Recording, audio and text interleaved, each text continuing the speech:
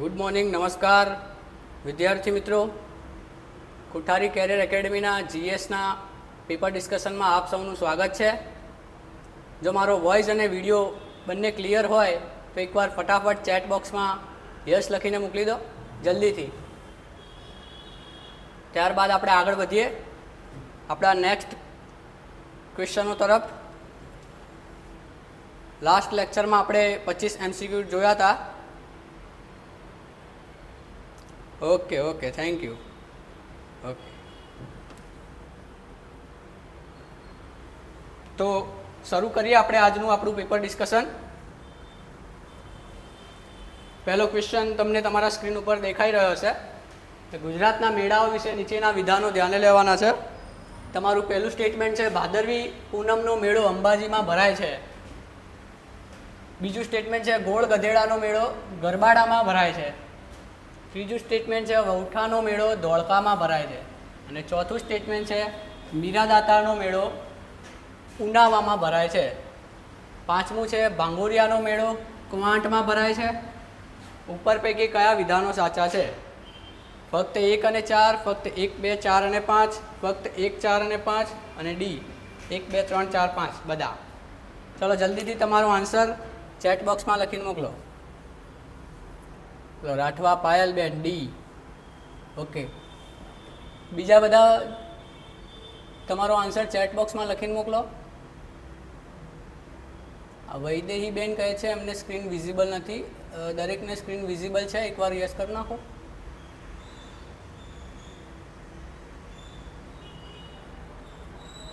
Yes, very good. Rohini બેન yes. Okay, D. જોઈએ તો સાચો જવાબ છે ફક્ત ડી. ના, દરેકે દરેક વિધાન સાચા છે તમારા. 1, 2, 3, 4 અને 5 બરાબર. અહીંયા થોડી ભૂલ થયેલી છે. 1, 2, 3, 4 અને 5 બરાબર. દરેક વિધાન સાચા છે. ભાદરવી પૂનમનો મેળો અંબાજીમાં ભરાય છે બરાબર. આપણે આબુ રોડ અંબાજી માતાનું મંદિર છે, અંબેમાનું બરાબર. ત્યાં દર ભાદરવી પૂનમે ત્યાંનો મેળો ભરાય છે. બીજું સ્ટેટમેન્ટ છે ગોળ ગધેડાનો મેળો ક્યાં ભરાય? ગરબાડામાં. ગરબાડા ક્યાં આવ્યું? કોઈ કહેશે ગરબાડા ક્યાં આવ્યું? દાહોદ જિલ્લાના ગરબાડા તાલુકામાં આવેલો કયો ગામ? જેસાવાડા ગામ ખાતે ભરાય. હા, વેરી ગુડ, દાહોદ બરાબર. હિતાંશીબેન દાહોદ. દાહોદમાં કયા ગામે ભરાય છે? ચલો ગામ પૂછી લે તો શું લખવાનું? જેસાવાડા બરાબર. જેસાવાડા ગામ ખાતે ભરાય.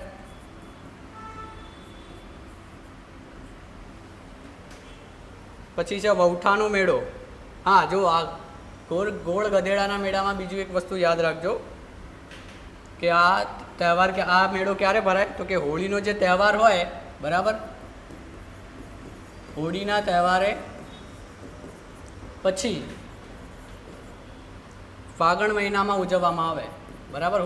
ફાગણ મહિનામાં જ હોળીનો તહેવાર આવે છે બરાબર. આ હોળીનો તહેવાર પછી આ મેળો ભરાય છે બરાબર. ત્યારબાદ છે વૌઠાનો મેળો ધોળકામાં ભરાય. અમદાવાદનું ધોળકા તાલુકામાં વૌઠાનો મેળો ભરાય છે બરાબર. પછી મીરાદાતાનો મેળો ઉનાવા ક્યાં આવ્યું? તો કે ઊંઝામાં બરાબર. ભાંગોરિયાનો મેળો કવાંટમાં ભરાય. છોટાઉદેપુર જે જિલ્લો છે બરાબર, છોટાઉદેપુર જિલ્લામાં કવાંટ ગામે ત્યાંના જે આસપાસના આદિવાસીઓ વિસ્તારો હોય એ વિસ્તારોમાં ભરાય. અને એ પણ હોળીની રંગપંચમી સુધી ભરાય છે બરાબર. હોળીથી લઈ અને રંગપંચમી સુધી આ ભાંગોરિયાનો મેળો જે છે એ હોળીથી રંગપંચમી સુધી ભરાય. ચલો આગળ વધીએ આપણે. આમાં કોઈને કંઈ ડાઉટ, કંઈ પૂછવું છે તો પછી આપણે આગળ વધીએ. ચલો નેક્સ્ટ ક્વેશ્ચન. અકીકના વિશે નીચેના વિધાનો ધ્યાને લો. અકીકનો જે પથ્થર હોય એના માટે. તો કે સુરત અને રાણપુરમાં અકીકના પથ્થરો મળી આવે છે. બીજું સ્ટેટમેન્ટ છે ખંભાતના કારીગરો અકીકના પથ્થરમાંથી માળા અને મણકા તૈયાર કરે છે. ઉપર પૈકી વિધાનો જુઓ કેટલા સાચા છે. ચલો જલ્દીથી તમારો રિપ્લાય ચેટ બોક્સમાં હોવો જોઈએ મને. ચલો જીનલ પટેલ બી કહે છે ફક્ત 2. ચલો જલ્દીથી જવાબ આપો. તો આમાં તમારો સાચો જવાબ છે સી, 1 અને 2 બંને. ઘણા લોકોને ડાઉટ છે બી ખાલી એક જ ફક્ત 2 કેમ આવે. ના, ફક્ત 2 ના આવે, બંને આવે. સુરતમાં જ હકીકના પથ્થરો ક્યાં જોવા મળે, ક્યાંથી મળી આવે છે? આપણા ગુજરાતના સુરત અને રાણપુરમાં મળી આવે, બરાબર. અને ખંભાત જે છે ત્યાં હકીકના પથ્થરોમાંથી માળા વગેરે આ બધી વિડીયો તમે જોઈ રહ્યા છો, બરાબર. આ બધી વિડીયોને આ તમે વિડીયો જોઈ જશે. બધા પેલા પંડિતજી આપતા હોય છે પહેરવા, રાહુ દોષ ને કેતુ દોષ ને બધું નિવારણ માટે.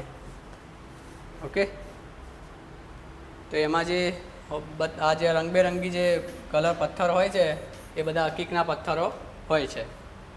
ઓકે, નેક્સ્ટ ક્વેશ્ચન ઉપર જઈએ આપણે. ભરતનાટ્યમ નૃત્ય વિશે નીચેના વિધાનો ધ્યાને લો. પહેલું છે બિરજુ મહારાજ અને કુમુદુની લાખિયા આ નૃત્યના નૃત્યકારો છે. અને બીજું છે વૈજયંતી માલા અને હેમા માલિની આ નૃત્યના નૃત્યકારો છે. ઉપર પૈકી કેટલા વિધાનો સાચા છે? ચલો આ તો બધાને આવડવું જ જોઈએ. હેમા માલિનીને બધા ઓળખતા જ હશો.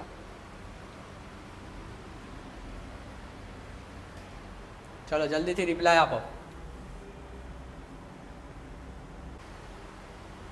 જલ્દી તમારો રિપ્લાય ચેટ બોક્સમાં લખીને મોકલો. ચલો તમે બધા સાચા છો, મોસ્ટ ઓફ લોકો સાચા છે, બરાબર. સોલંકી નીરવ, પટેલ રિયા, કેતુ પટેલ, બરાબર. ફક્ત 2 વૈજયંતી માલા અને હેમા માલિની એ ભરતનાટ્યમના કલાકારો છે.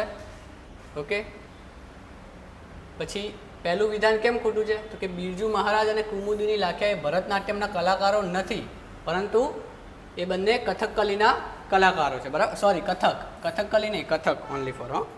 ચાલો મને બધા એક ક્વેશ્ચનનો આન્સર આપો. આ કથક એ કયા રાજ્યનું નૃત્ય છે? ચલો જલ્દીથી. કથક કયા રાજ્યનું નૃત્ય છે અને આ ભરતનાટ્યમ કયા રાજ્યનું નૃત્ય છે? કથક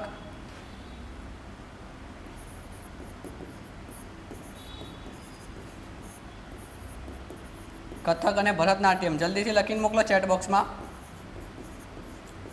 પરીક્ષામાં પૂછાય એવો પ્રશ્ન છે આ.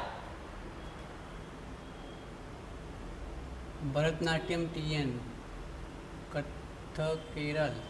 ના, કથક કેરળનું નથી. ચલો જીનલ પટેલ સાચા છો તમે. કથક એ ઉત્તર પ્રદેશનું, બરાબર. અને આ ભરતનાટ્યમ જે છે એ તમિલનાડુનું. ઓકે, પરીક્ષામાં પૂછાય આવા નૃત્યો વિશે. જોડકામાં પણ પૂછાઈ શકે પરીક્ષામાં. એક સાઈડ નૃત્ય આ રીતે નૃત્ય આપેલા હોય અને એક સાઈડ રાજ્ય આપેલા હોય જે આડાવડા હોય. પછી કહે તમને કે ઉપરના જોડકા જોડો, કાં તો સ્ટેટમેન્ટ આપી દે કે કેટલા જોડકા સાચા છે, બરાબર. આ રીતે પ્રશ્ન એક્ઝામમાં પૂછાઈ શકે. ચલો નેક્સ્ટ ક્વેશ્ચન ઉપર જઈએ. કોણાર્કનું સૂર્ય મંદિર, બરાબર, એના વિધાનો છે. તો કે આ મંદિર રથ મંદિરનું એક સ્વરૂપ છે. બીજું છે તે તમિલનાડુ રાજ્યના તાંજોરમાં આવેલું છે. હવે ઉપર પૈકી કેટલા વિધાનો સાચા છે? ચલો સૂર્ય મંદિર તો આપણે 7મા ધોરણમાં પણ ભણી ગયા છે, સમાજ વિદ્યાની નોટબુકમાં, બરાબર, ચોપડીમાં.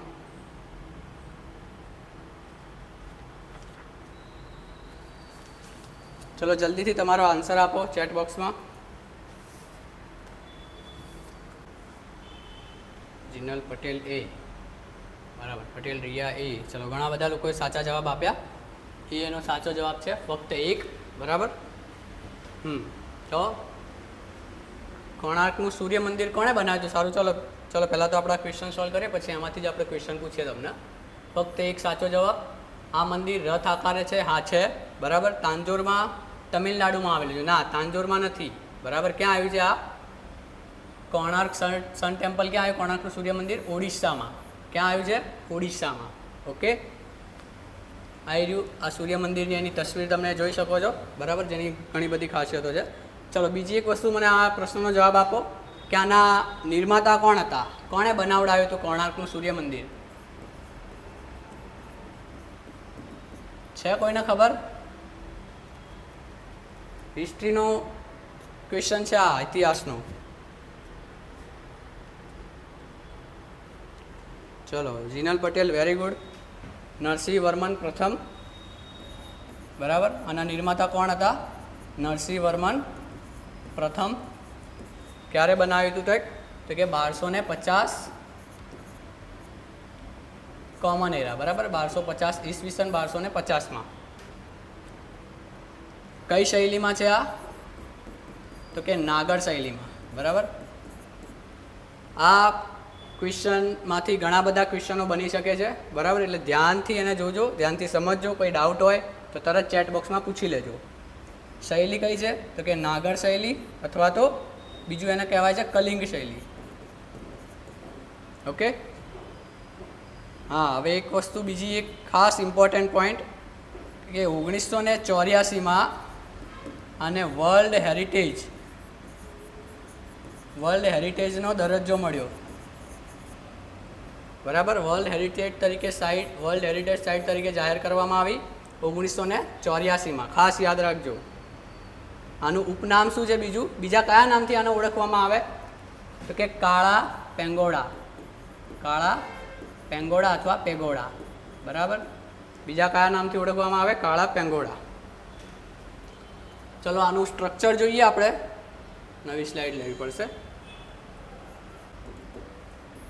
તો કે 24 ચક્રો આવેલા છે મંદિરની આજુબાજુ. કેટલા? 24 વિશાળ ચક્રો આવેલા છે, બરાબર. અને 7 ઘોડા. રથની આગળ કેટલા? 7 ઘોડા છે. આ વિશાળ 24 ચક્રોનું મહત્વ શું?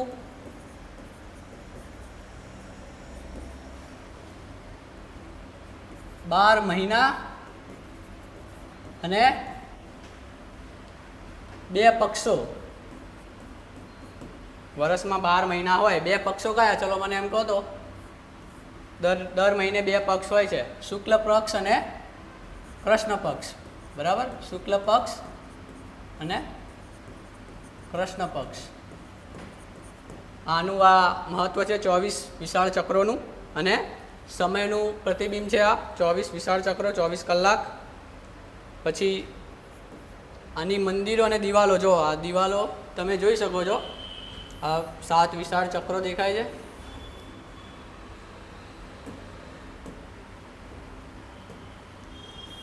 આ પ્રકારે 7 વિશાળ ચક્રો આવેલા છે મંદિરની ફરતે.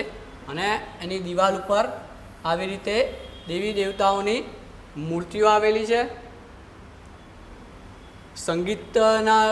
સંગીત કલાકારોની મૂર્તિઓ પણ આવેલી છે, બરાબર. નર્તકીનું નૃત્ય આવેલું છે, જોઈ શકો છો તમે, બરાબર. યુદ્ધ કરતા સૈનિકોનું મૂર્તિઓ આવેલી છે.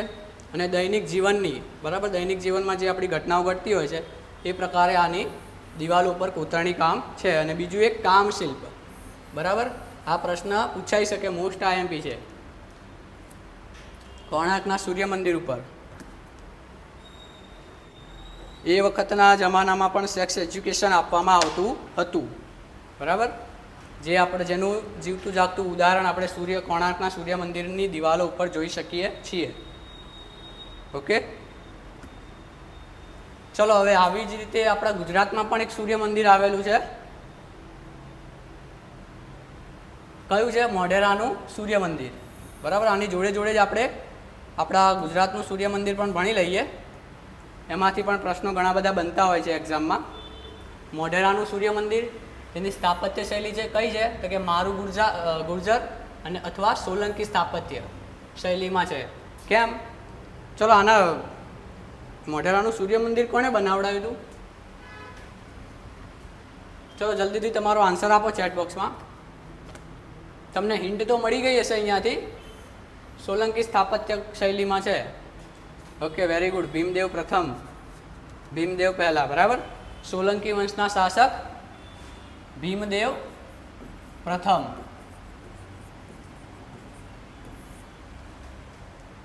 એમના દ્વારા મોઢેરાનું સૂર્ય મંદિરનું નિર્માણ કર્યું હતું એમણે.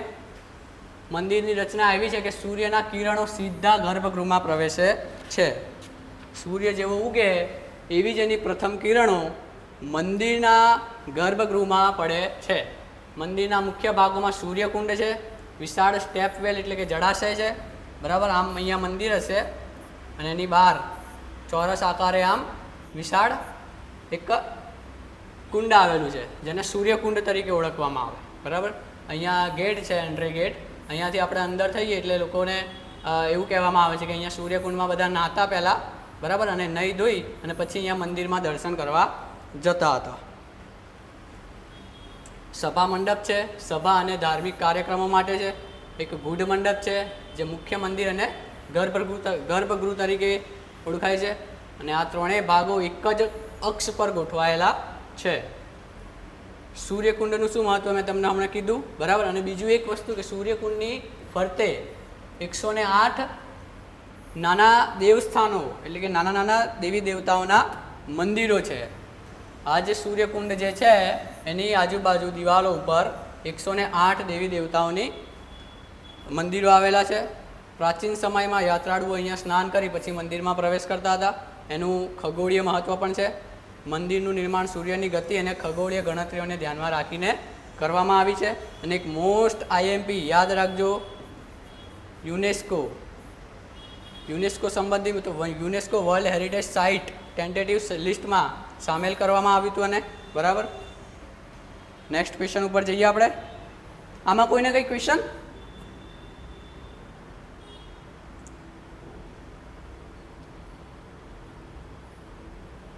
હા, સૂર્યના પ્રથમ કિરણો સૂર્ય મંદિરમાં જાય છે. એ જતા હતા પહેલાં, હવેનું તો ખબર નથી, અત્યારે તો કદાચ નથી જતા, પણ જ્યારે મંદિરનું નિર્માણ થયું હતું ત્યારે એવું હતું. ઓકે, સોનારા ઉર્મિલાબેન. ચલો નેક્સ્ટ ક્વેશ્ચન ઉપર જઈએ. સ્વર્ગના બગીચામાં પવિત્ર દિલોનું સ્વાગત છે. આ ઉક્તિના સ્થાપત્ય પર કયા સ્થાપત્ય ઉપર લખાયેલી છે? આ જે વાક્ય જે છે એ કયા સ્થાપત્ય ઉપર લખાયેલું છે? ચલો જલ્દીથી તમારો આન્સર ચેટ બોક્સમાં. લાલ કિલ્લો આગ્રા, તાજમહેલ, લાલ કિલ્લો દિલ્હી કે કુતુબ મિનાર?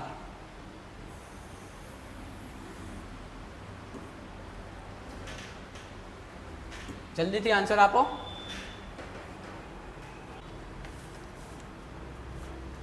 ચલો આનો સાચો જવાબ તો આપણે બધાને ખબર છે. આ બીજી ક્વેશ્ચન છે. આ તો બી તાજમહેલ. કોણ કહે છે? સી પટેલ રિયાબેન. ના, સી ના આવે. લાલ કિલ્લો દિલ્હી નથી, તાજમહેલની બહાર લખાયેલું છે. ઓકે, સાચો જવાબ તાજમહેલ, આગ્રાના કિલ્લો. આ તમે જોઈ શકો છો તાજમહેલ.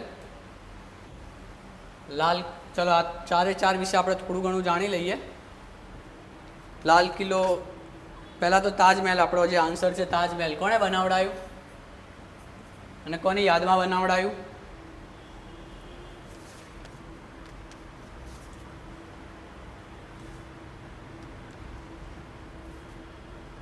બરાબર, વેરી ગુડ. શાહજહાંએ પોતાની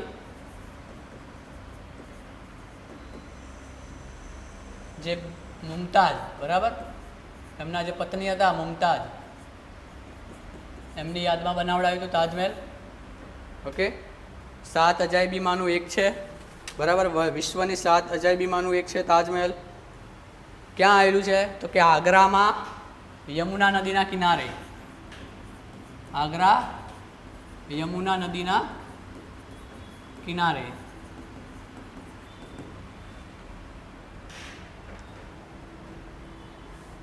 યુનેસ્કો વર્લ્ડ હેરિટેજમાં 1983માં વર્લ્ડ હેરિટેજ સાઇટ તરીકે જાહેર કરવામાં આવી, બરાબર.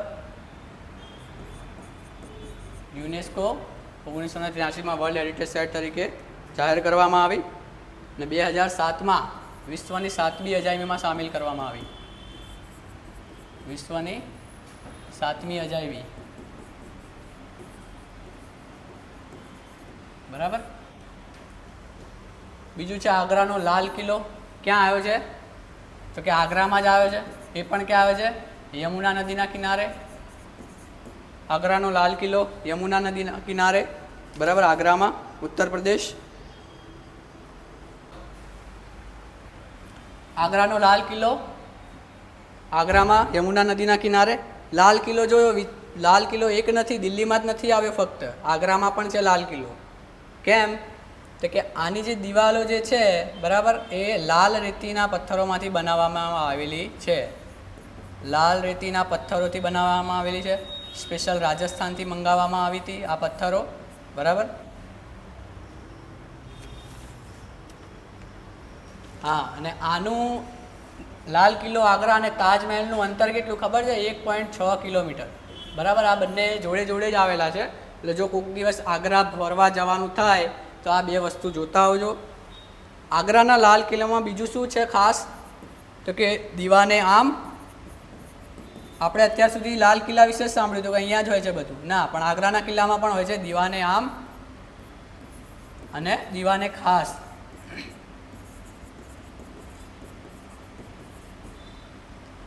બીજી એક વસ્તુ છે અહીંયા, ખાસ મહેલ અને શીશ મહેલ પણ આવેલું છે. ખાસ મહેલ અને શીશ મહેલ પણ. આ બધી સ્થાપત્યની વસ્તુઓ જે ટોપિક છે એ તમે યાદ રાખજો. પરીક્ષામાં ક્યાંક ને ક્યાંક પૂછાતા જ હોય છે. હા, આ આગ્રાનો લાલ કિલ્લો અકબરે બનાવ્યો હતો. Very good, Akbar. અને નિર્માતા કોણ? અકબર. ઓકે. બીજું છે દિલ્હીનો લાલ કિલ્લો. તો કે દિલ્હીનો લાલ કિલ્લો ક્યાં આવ્યો? દિલ્હીમાં આવ્યો, આપણી રાજધાની દિલ્હી. આ જે દિલ્હીનો લાલ કિલ્લો છે એ રાજધાનીનું પ્રાચીન ઇતિહાસથી લઈ અત્યાર સુધી વર્તમાનમાં પણ રાજધાની માટે મુખ્ય રહ્યું છે. બરાબર. મુગલોની પહેલી રાજધાની કઈ હતી? આગ્રા. આગ્રાનો લાલ કિલ્લો. પછી શાહજહાંએ રાજધાની ચેન્જ કરી અને ક્યાં લાવ્યો? દિલ્હી. બરાબર. દિલ્હીનો લાલ કિલ્લો મુગલોની રાજધાની. પ્રાચીનમાં પણ સલ્તનત કાળમાં પણ દિલ્હી એની રાજધાની હતી, સલ્તનત યુગની પણ. આનું નિર્માણ કોણે કરાવડાવ્યું? તો કે શાહજહાંએ.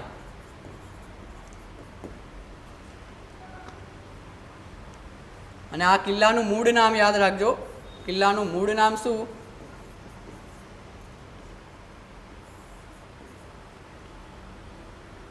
કિલ્લાએ મુબારક. કિલ્લાએ મુબારક જે આ કિલ્લાનું મૂળ નામ છે. અને અહીંયા જોવાલાયક સ્થળો લાલ કિલ્લામાં આ જ દીવાને ખાસ અને દીવાને આમ એ અહીંયા પણ આવેલું છે. લાલ કિલ્લા દિલ્હીમાં પણ. અને મોતી મસ્જિદ બીજું એક ઉમેરજો આમાં, મોતી મસ્જિદ જે લાલ કિલ્લો દિલ્હીમાં આવેલું છે. હવે કુતુબ મિનાર.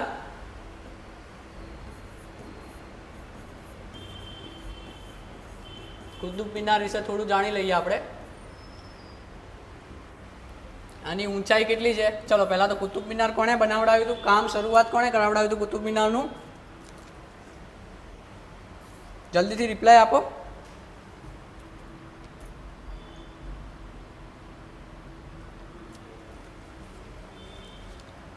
કુતુબુદ્દીન ઐબક. બરાબર. કુતુબુદ્દીન ઐબક કયા વંશનો હતો? સલ્તનત કાળનો પ્રથમ સુલતાન હતો. સલ્તનત કાળનો પ્રથમ સુલતાન.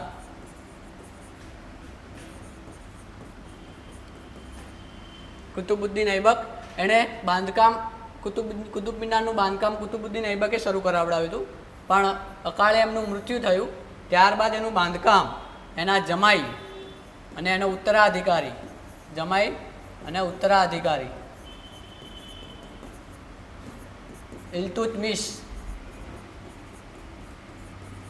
ઇલ્તુત્મિશે આનું બાંધકામ પૂર્ણ કરાવડાયું. અને આમણે 3 માળ બંધાવ્યા હતા, જ્યારે આમણે 2 માળ એડ કરી અને 5 માળ કર્યા હતા. કુતુબ મિનાર કેટલા માળનું છે? 5 માળનું છે. એની ખાસ વાત એ છે કે જેમ જેમ ઉપર જઈએ એમ એમ એનું શિખર કેવું થતું જાય? સાંકડું થતું જાય. બરાબર. નીચે એની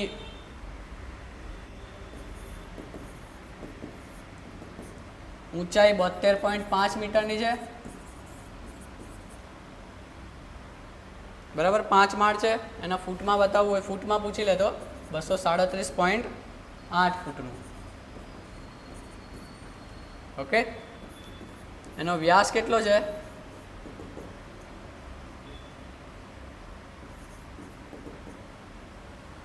14.3 મીટર.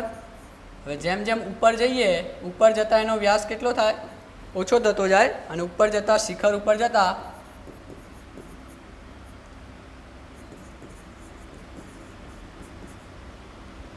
એનો વ્યાસ 2.75 મીટર થઈ જાય છે. બરાબર, જેમ જેમ ઉપર જઈએ એમ એમ એનો વ્યાસ ઓછો થતો જાય, સાંકડો થતો જાય.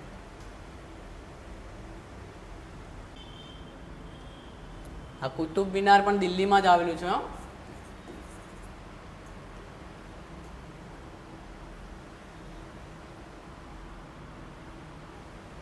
ચલો જલ્દીથી કહો મને. ના ના ના, અશોકની વાત જ નહીં થતી અહીંયા. ઓકે, લોહ સ્તંભ જેને આજ સુધી ક્યારેય કાટ લાગ્યો નથી. બરાબર, જેની ખાસિયત શું? તે કાટ લાગ્યો નથી એને. બરાબર, આ કુતુબ મિનારની બાજુમાં જ લોહ સ્તંભ આવેલું છે. કેટલા વર્ષ જૂનું છે? 1600 વર્ષ જૂનું છે. 1600 વર્ષ જૂનો આ લોહ સ્તંભ છે. બરાબર, જેને આજ સુધી કાટ લાગ્યો નથી. ઓકે, તો આપણે આગળ જઈએ. કોઈને કંઈ ક્વેશ્ચન? આ 4 આપણે સ્થાપત્યો ભણ્યા એમાં, તો આપણે આગળ જઈએ. ચલો, 2025ના નવા વર્ષની પૂર્વ સંધ્યાએ સંરક્ષણ મંત્રાલય દ્વારા કરવામાં આવેલી ઘોષણા 2025ને એકીકરણના વર્ષ તરીકે. બીજું છે સાયબર અને સ્પેસ જેવા ક્ષેત્રો પર ધ્યાન આપવું, વધારે ધ્યાન આપવું એટલે કે. ત્રીજું છે એઆઈ, મશીન લર્નિંગ, રોબોટિક્સ અપનાવવા. અને ચોથો છે સંરક્ષણ ઉત્પાદનોના નિકાસકાર બનાવવું.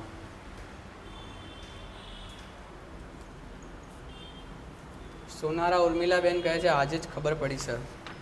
સરસ, ચલો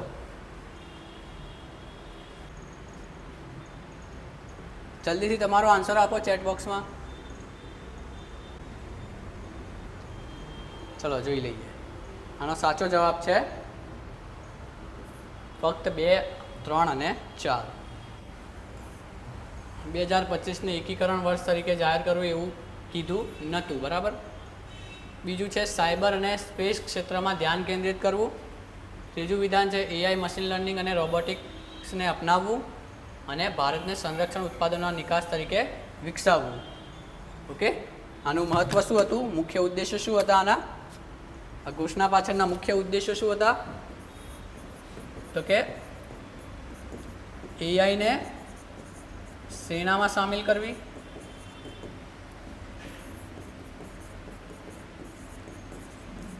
એઆઈને સેનામાં સામેલ કરવું અને ભારતને સંરક્ષણના ઉત્પાદનોના વૈશ્વિક નિકાસકાર તરીકે સ્થાપિત કરવું. સંરક્ષણના ઉત્પાદન માટે આપણે આયાત વધારે કરીએ છીએ, નિકાસ ઓછી છે. બરાબર, જેમાં સંરક્ષણના ક્ષેત્રે ભારતને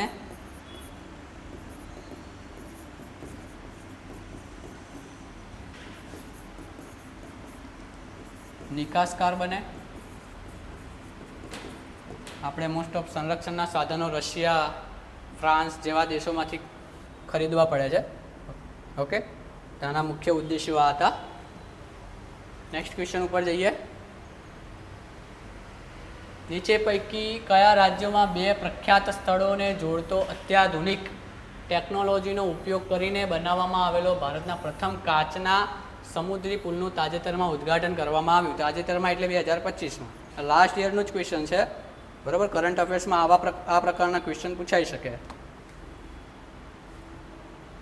તાજેતર તો ના કહેવાય, કારણ કે હવે તો 2026 થઈ ગયું છે. આ 2025નો પ્રશ્ન છે. કાચનો સમુદ્રી પુલ, સમુદ્ર ઉપર કાચનો પુલ બનાવવામાં આવ્યો છે. કયા રાજ્યમાં બનાવવામાં આવ્યો છે? સમુદ્રની વાત કરી છે. આપણે અહીંયા અમદાવાદમાં પણ એક છે. સંપૂર્ણ કાચનો તો નથી, સાબરમતી નદી ઉપર બનાવવામાં આવ્યો હતો હમણાં. ચલો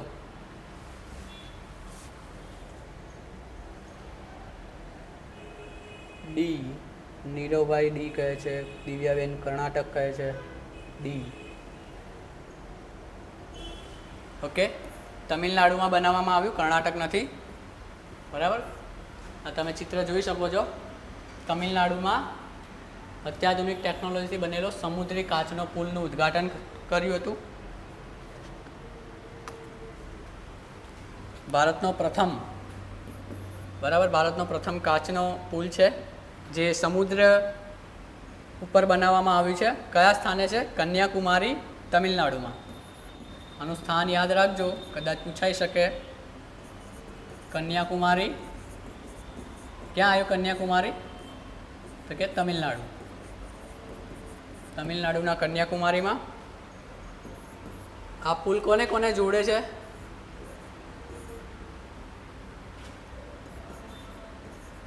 વિવેકાનંદ રોક મેમોરિયલ અને તિરુવલ્લુર પ્રતિમાને જોડે છે. આ જે છે અહીંયા તિરુવલ્લી પ્રતિમા આવેલી છે. તિરુવલ્લુવર એની પ્રતિમા આવેલી છે જેને જોડે છે. અને બીજી સાઈડ શું છે? વિવેકાનંદન રોક મેમોરિયલ, વિવેકાનંદન રોક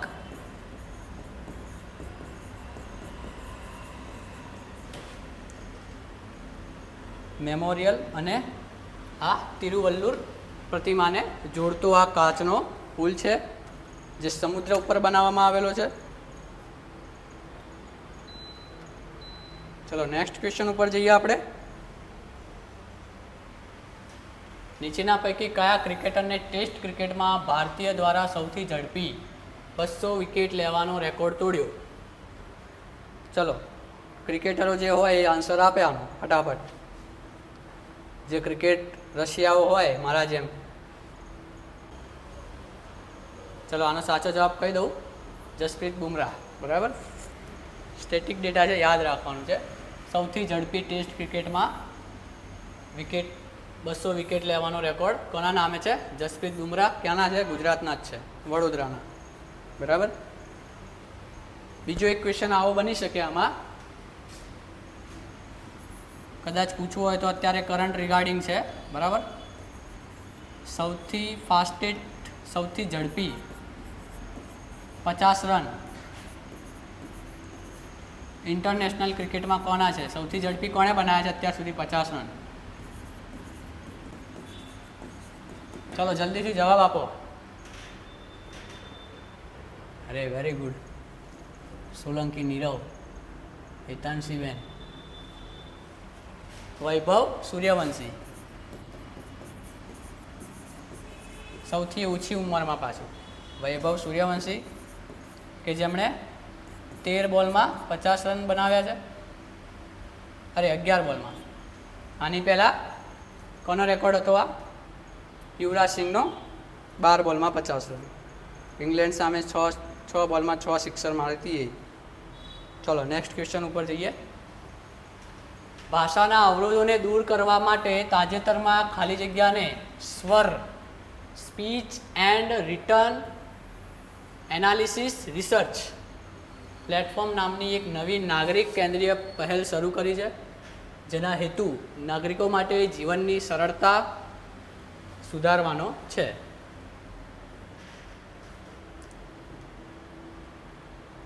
નીપાબેન 15 વર્ષનો જ છે સૂર્યવંશી. હા, સૌથી ઓછી ઉંમરમાં પણ. ઓકે, ચલો જલ્દીથી આ પ્રશ્નનો જવાબ આપો. સ્વર એ શું છે ને કોણે કર્યું? આ સ્વરનું લોન્ચિંગ કોણે કર્યું? કયા રાજ્યએ કર્યું? કયા રાજ્યમાં થયું છે? ચલો જલ્દી આન્સર આપો. તમારા આન્સર જલ્દીથી ચેટ બોક્સમાં લખો ફટાફટ. કોઈ આન્સર આપતું નથી, 2 જણે જ આન્સર આપ્યો છે. ચલો કહી દઉં હું, નો આઈડિયા. ઓકે, કંઈ વાંધો નહીં. આપણું ગુજરાત જ છે. બરાબર. લોન્ચ કરનાર કોણે લોન્ચ કર્યું? કારણ કે આપણા સીએમ અત્યારે હાલના મુખ્યમંત્રી ભૂપેન્દ્રભાઈ પટેલ એમના હસ્તે આ લોન્ચ થયું હતું 25 ડિસેમ્બર 2024. 25 ડિસેમ્બર 2024 સ્વર યાદ રાખજો. 25 ડિસેમ્બર 2024 આનું લોન્ચિંગ કરવામાં આવ્યું ગુજરાતના મુખ્યમંત્રી ભૂપેન્દ્રભાઈ પટેલ દ્વારા. ગુજરાત સરકારે ભાષાકીય અવરોધોને દૂર કરવા માટે આ સ્વરનું speech and return analysis resource શરૂ કર્યું. આ સ્વરનું ફૂલ ફોર્મ ખાસ યાદ રાખજો, speech and return analysis resource. Okay, ભાષાકીય અવરોધોને દૂર કરવા માટેનું છે.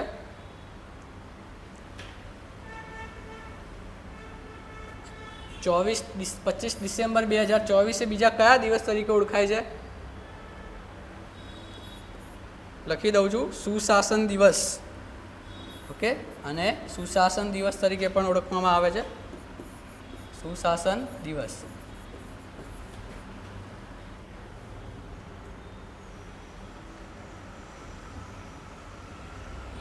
આને સહયોગ કોણે કર્યો હતો? કોના સહયોગથી આ કરવામાં આવ્યું? તો કે ministry of electronic and information technology.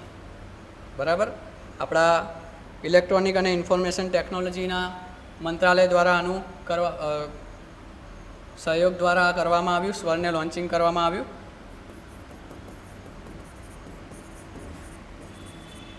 Ministry of electronic and information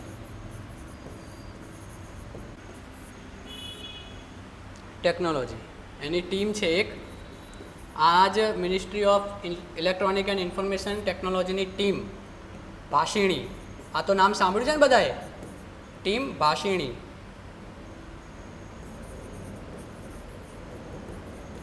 બરાબર, ચલો આ ministry of electronic and information technology જીકેનો ક્વેશ્ચન બની શકે. આ મિનિસ્ટ્રીના મંત્રી કોણ છે, કોના અંડરમાં છે? ચલો આના એમપી કોણ? Ministry of electronic and information technology. ચલો જલ્દીથી ચેટ બોક્સમાં કહો. નીરવભાઈ ના, એ નથી, જવાબ આપવાનો છે જલ્દીથી. ભારતના ministry of electronic and information ટેકનોલોજીના મંત્રી કોણ? લખી દઉં છું, અશ્વિની વૈષ્ણવ. અશ્વિની વૈષ્ણવ.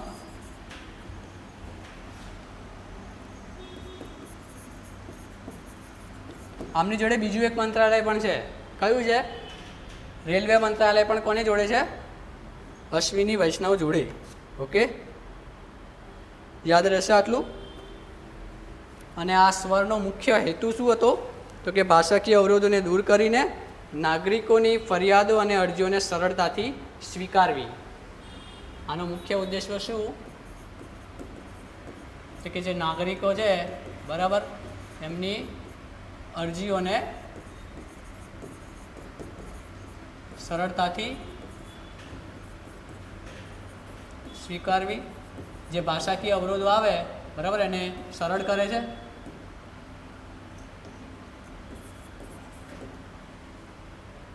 ઓકે, અને આ જે છે અત્યારે ક્યાં કાર્યરત છે? સ્વર ભાષિણી આપણા સચિવાલયમાં, સીએમઓ ઓફિસમાં ખાસ કરીને તો, બરાબર, સીએમઓમાં અત્યારે કાર્યરત છે. આ સ્વર જે છે સીએમઓ એમાં કાર્યરત છે, ચીફ મિનિસ્ટર ઓફિસ, મુખ્યમંત્રી કાર્યાલયમાં. નેક્સ્ટ ક્વેશ્ચન ઉપર જઈએ. વિજ્ઞાન અને ટેકનોલોજીનો ક્વેશ્ચન છે. તાજેતરમાં કોણે વિશ્વની સૌથી ઝડપી ટ્રેન, આ નથી, CR450 હાઈ સ્પીડ ટ્રેનનું અનાવરણ કર્યું? સૌથી ઝડપી ટ્રેન કોની જોડે છે? જીકેનો ક્વેશ્ચન છે. સૌથી ઝડપી ટ્રેન કયા દેશ જોડે છે? જાપાન જોડે, જર્મની જોડે, USA જોડે કે ચાઇના જોડે? જલ્દીથી રિપ્લાય આપો ચેટ બોક્સમાં ફટાફટ.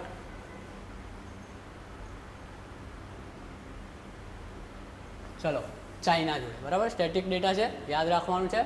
વિશ્વની સૌથી ઝડપી train CR50 CR450 high speed train કોના જોડે છે અત્યારે? ચાઇના જોડે. ઓકે, નેક્સ્ટ ક્વેશ્ચન જોઈએ.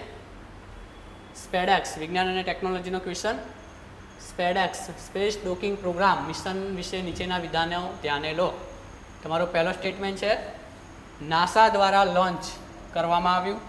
બીજું છે ડોકિંગ ટેકનોલોજી પરીક્ષણ. અને ત્રીજું છે ચંદ્રયાન 4 પ્રોજેક્ટમાં ઉપયોગ થયો હતો આનો. કયા વિધાનો સાચા છે? 1 અને 2, 2 અને 3, 1 અને 3, 1, 2 અને 3.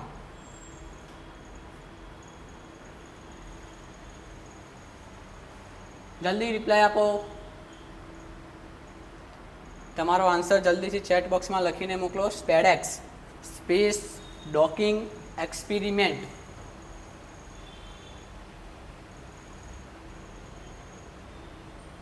ડોકિંગ એટલે શું થાય? પિતાંશી સી. આનો સાચો જવાબ શું છે? સી. 1 અને સી નહીં, બી 2 અને 3. બરાબર. પહેલું વિધાન ખોટું છે. નાસા દ્વારા લોન્ચ કરવામાં આવ્યું નથી. બરાબર. આપણા ઈસરો દ્વારા જ લોન્ચ કરવામાં આવ્યું છે. ઓકે, ઈસરો દ્વારા લોન્ચ કરવામાં આવ્યું છે. કઈ તારીખે? 30 ડિસેમ્બર 2024ના રોજ.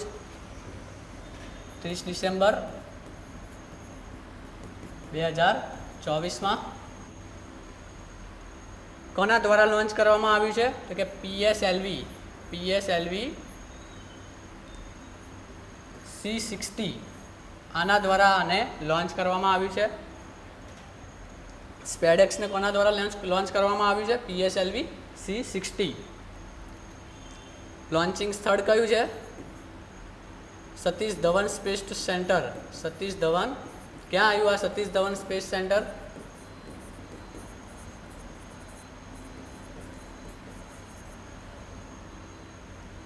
શ્રી હરિકોટા, આંધ્રપ્રદેશ. બરાબર. Satish Dhawan space centre, Sriharikota, Andhra Pradesh. Hitanshi, very good. આ સ્પેડેક્સનું વજન કેટલું છે? 220 કિલો. આની કઈ કક્ષામાં રહેશે? આ કઈ કક્ષામાં ભ્રમણ કરશે? તો કે લો અર્થ ઓર્બિટ. લો અર્થ ઓર્બિટ. આ જે પૃથ્વી જે છે આપણી, બરાબર, એની લો અર્થ ઓર્બિટ. બરાબર. લો અર્થ ઓર્બિટ એટલે પૃથ્વીની જમીની કક્ષાથી ઉપર 2000 કિલોમીટર સુધી અથવા તેથી ઓછી. 2000 કિલોમીટર કે તેથી ઓછી.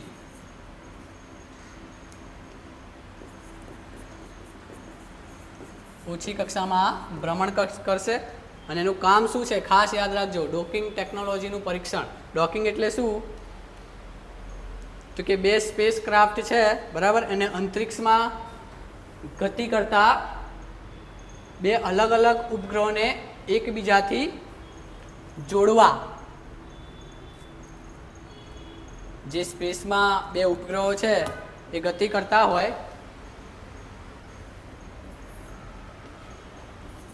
2 ઉપગ્રહોને જોડવા. ગતિ કરતા 2 ઉપગ્રહોને જોડવા. બરાબર. આ ડોકિંગ. સફળતાપૂર્વક જોડવા. પાછા ઉપગ્રહોને સફળતાપૂર્વક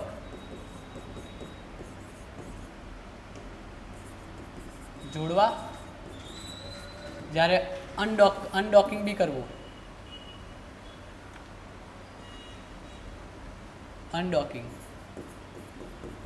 અનડોકિંગ એટલે 2 ઉપગ્રહોને કોઈ નુકસાન પહોંચાડ્યા વગર, બરાબર, નુકસાન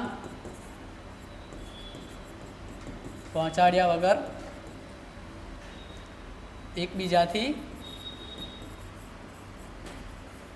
જુદા કરવા, એટલે અલગ કરવા. એકબીજાથી અલગ કરવા, સફળતાપૂર્વક બે ઉપગ્રહોને નુકસાન પહોંચાડ્યા વગર અલગ કરવું એટલે કે અનડોક કરવું.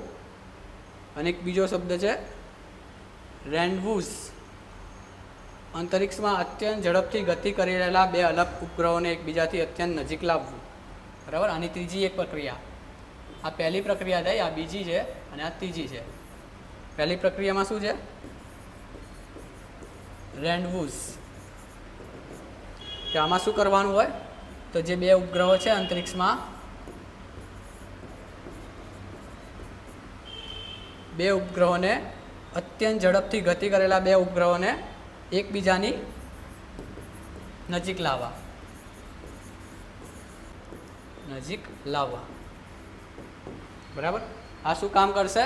પહેલી પ્રક્રિયાની શું? રેન્ડવૂઝ, એટલે કે બે ઉપગ્રહો જે ઝડપથી ગતિ કરતા હશે અંતરિક્ષમાં એ બે ઉપગ્રહોને અત્યંત નજીક લાવવા. પછી બીજી પ્રક્રિયાની શું આવે છે તો કે એ બંનેને ડોકિંગ કરવું. બરાબર. કોઈપણ બે ઉપગ્રહોને કોઈપણ નુકસાન કર્યા વગર બંને ઉપગ્રહોને સફળતાપૂર્વક એકબીજાથી જોડવા. બરાબર. જ્યારે એની ત્રીજી પ્રક્રિયા શું છે? અનડોક કરવું છે. કામ જે છે એમનું એ કામ પત્યા પછી અનડોકિંગ કરશે, એટલે કે બંને જ બે જ ઉપગ્રહોને કોઈપણ નુકસાન કર્યા વગર એકબીજાથી અલગ કરવા. ઓકે, સમજણ પડી? આ તો આપણે નેક્સ્ટ ક્વેશ્ચન ઉપર જઈએ. તાજેતરમાં જાહેર કરવામાં આવેલા મેજર ધ્યાનચંદ ખેલ રત્ન પુરસ્કાર, તાજેતરમાં એટલે આ 2025નું છે. અત્યારે 2026માં પણ ઘણા બધાને પદ્મ પુરસ્કાર ને બધા મળ્યા છે. બરાબર. પદ્મશ્રી, પદ્મભૂષણ, પદ્મવિભૂષણ એ તમારે જોઈ લેવાના, એ આપણે જોઈશું આગળ. બરાબર. આ આપણે major Dhyan Chand Khel Ratna award Manu Bhaker, D Gukesh, Harmanpreet સિંહ, પ્રવીણ કુમાર. રમતો છે ચેસ, હોકી, ઊંચો કૂદ અને એર પિસ્તોલ, જોડકા જોડવાના છે. ચાલો જલ્દી આન્સર આપો ફટાફટ. તમારો આન્સર ચેટ બોક્સમાં લખીને મોકલો જલ્દીથી.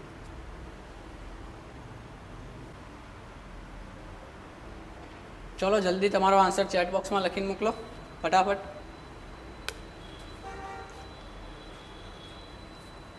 નથી આઈડિયા આવી રહ્યો?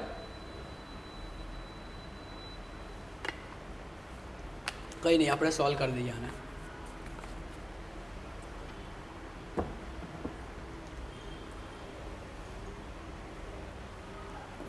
DABC, સોલંકી નીરવ.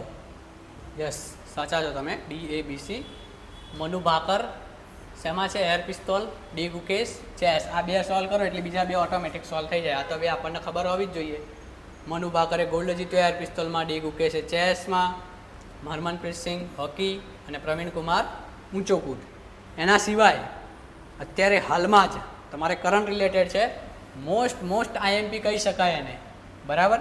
અત્યારે હાલ 2026માં હમણાં જ 3-4 દિવસ જ થયા છે હજી પદ્મશ્રી એવોર્ડ અને પદ્મશ્રી એવોર્ડ આપવામાં આવ્યા. એમાં આપણે ખાલી ગુજરાતના યાદ રાખવાના છે અત્યારે. બરાબર. ગુજરાતીસ ઓનલી ફોર. તો 5 ગુજરાતીઓને આપવામાં આવ્યા પદ્મશ્રી એવોર્ડ. આપણા ગુજરાતના 5 કેન્ડિડેટ હતા જેમને આ પદ્મશ્રી એવોર્ડ મળ્યા હતા. ગુજરાતના પણ હતા. એમાં પહેલા છે અરવિંદ વૈદ. મોસ્ટ IMP છે, નોટ કરી રાખજો, લખી દેજો ક્યાંક. અરવિંદ વૈદ અમદાવાદના. શેમાં તો કે થિયેટર એક્ટિંગમાં. કયા ક્ષેત્રમાં આપવામાં આવ્યું પદ્મશ્રી? કે થિયેટર એક્ટિંગ.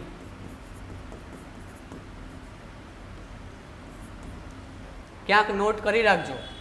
મોસ્ટ IMP છે, વારંવાર કહું છું. બીજા છે નિલેશ, વિનોદચંદ્ર મંડલેવાલા અથવા મંડાલેવાલા. કયા ક્ષેત્ર પાછળ? સુરતના છે આ. બરાબર. સુરતના છે. કયા ક્ષેત્રે આપવામાં આવ્યું એમને? તો કે સામાજિક કાર્ય, સોશિયલ વર્ક. સામાજિક કાર્ય પાછળ અમને આપવામાં આવ્યું. ત્રીજા એક છે ધાર્મિકલાલ ચુનીલાલ પંડ્યા, ધાર્મિકલાલ ચુનીલાલ પંડ્યા, વડોદરાના કયા ક્ષેત્ર આપવામાં આવ્યું એમને? માણભટ્ટ. માણભટ્ટ જે કાવ્ય છે બરાબર એના આખ્યાનો, માણભટ્ટ આખ્યાન એની વાર્તા કહેવા પાછળ બરાબર સ્ટોરી ટેલિંગમાં. ચોથા એક છે કેટલા છે 1 2 3 4 મીર હાજીભાઈ,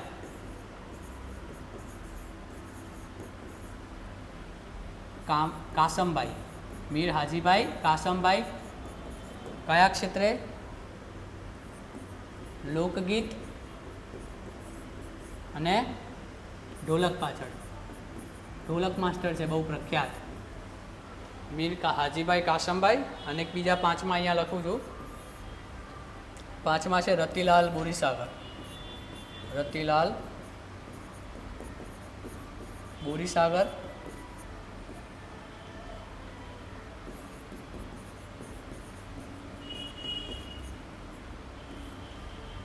કયા ક્ષેત્રે?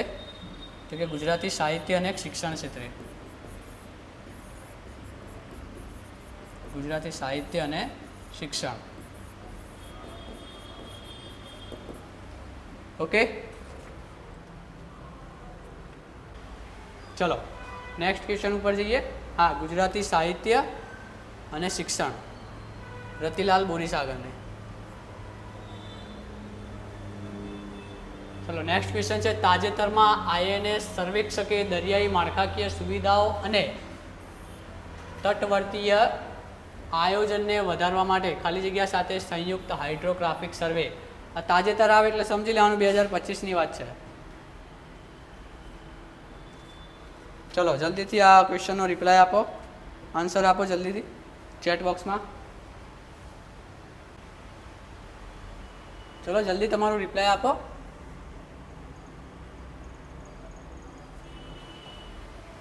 INS સર્વેક્ષકે દરિયાઈ માળખાકીય સુવિધાઓ, મોરિશિયસ બરાબર. ભારતે મોરિશિયસ સાથે સંયુક્ત હાઇડ્રોગ્રાફિક સર્વે હાથ ધર્યો હતો બરાબર, કવાયત કરી હતી. ભારતીય નૌકાદળના જહાજ INS સર્વેક્ષકે મોરિશિયસના પોર્ટ લુઈસ ખાતે પહોંચીને ત્યાંના હાઇડ્રોગ્રાફિક સર્વે યુનિટ સાથે સંયુક્ત સર્વે કર્યો હતો બરાબર. આ અંતર્ગત મોરિશિયસના દરિયાઈ વિસ્તારના નવા નકશા, નોટિકલ ચાર્ટ્સ બરાબર એને તૈયાર કરવામાં આવ્યા, જે દરિયાઈ માળખાકીય સુવિધાઓ અને તટવર્તીય આયોજન માટે ઉપયોગી સાબિત થશે.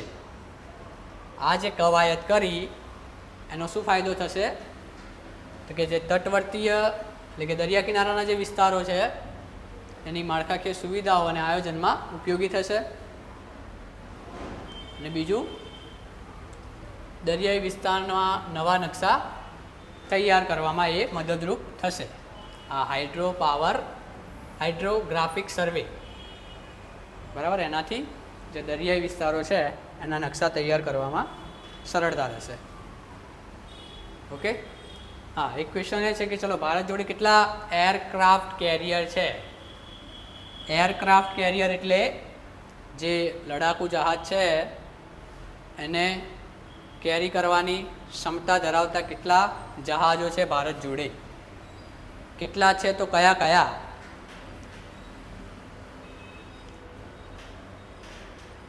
ચલો સોલંકી નીરવ કહે છે 2 છે, પણ કયા કયા? 2 એરક્રાફ્ટ કેરિયર છે, 2 એરક્રાફ્ટ કેરિયર છે. કયા કયા છે? INS વિક્રમાદિત્ય અને બીજું છે INS વિક્રાંત બરાબર. ભારત જોડે આ 2 એરક્રાફ્ટ કેરિયર છે. એક રશિયા પાસેથી લીધેલું છે અને બીજું ઇન્ડિયા માટે, ઇન્ડિયા મેડ બરાબર, વેરી ગુડ. એક રશિયા જોડેથી આપણે લીધું છે અને એક આપણે પોતે બનાવ્યું છે. ઓકે, દિવ્યાબેન 4 નથી, 2 જ છે. 2 એરક્રાફ્ટ કેરિયર છે, INS વિક્રાંત અને INS વિક્રમાદિત્ય. નેક્સ્ટ ક્વેશ્ચન ઉપર જઈએ આપણે આગળ. ચાલો, તાજેતરમાં તિબેટમાં ખાલી જગ્યા નદી પર વિશ્વનો સૌથી મોટો બંધ બાંધવાની મંજૂરી આપવામાં આવી. આપવાનો ચીનનો નિર્ણય ભારત માટે ચિંતાજનક વિષય છે. બરાબર, ચાઇનાએ એક મોટો બંધ બાંધવાની પરમિશન તો આપી તિબેટમાં, જે આપણા ભારત માટે ચિંતાજનક છે. કયું છે? મોસ્ટ IMP છે, અત્યારે પણ પૂછાઈ શકે, ફરી રિપીટ થઈ શકે કદાચ.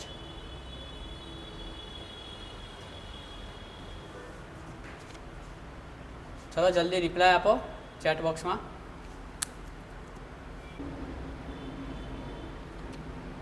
જલ્દીથી તમારો રિપ્લાય આપો. ચલો, યારગુલ સાંગપો નદી. ચલો મને કહેશો, આ યારગુલ સાંગપો નદી કઈ નદી છે ભારત માટે? આ ભારતમાં આવે છે, પ્રવેશ કરે છે. ભારતની કઈ નદી છે આ? ભારતમાં પ્રવેશ કરે એટલે એનું નામ ચેન્જ થઈ જાય છે. કઈ નદી છે આ યારગુલ સાંગપો?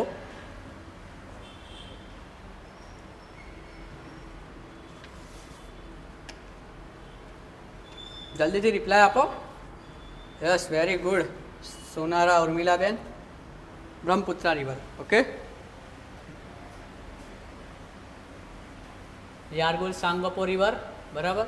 એટલે કે ચીન આ નદી પર વિશ્વનો સૌથી મોટા બંધની મંજૂરી આપી છે. ચલો, આ મોટો બંધ તિબેટમાં બને, એટલે યારગુલ સાંગપો નદી ઉપર બને તો ભારત માટે શું સ્થિતિ સર્જે? કેમ ચિંતાનો વિષય બને? તો કે જ્યારે ચીન આપણે જેવું પાકિસ્તાન જોડે કરીએ છીએ સિંધુ નદી માટે, સિંધુ નદી જળ સિંધુ, બરાબર, એવું ચાઇના પછી આપણી જોડે કરે. જ્યારે એનું મન ફાવે ત્યારે પાણી રોકી રાખે એ નદી ઉપરનું, બંધ બાંધેલું હોય એટલે, અને ઈચ્છા થાય ત્યારે પાણી છોડી નાખે. એટલે શું સ્થિતિ સર્જાય ભારતમાં? પૂરની સ્થિતિ સર્જાય. ઓકે, અને જ્યારે ઈચ્છા થાય ત્યારે પાણી રોકી રાખે, જેથી શું થાય? દુકાળની સ્થિતિ સર્જાય. ઓકે, અને આ બ્રહ્મપુત્રા નદી જે છે એ ભારત માટે ખૂબ જ મહત્વપૂર્ણ નદી છે. જે પૂર્વોત્તરના જે રાજ્યો છે એમની માટે ખૂબ જ મહત્વપૂર્ણ નદી કઈ છે? આ બ્રહ્મપુત્રા રિવર.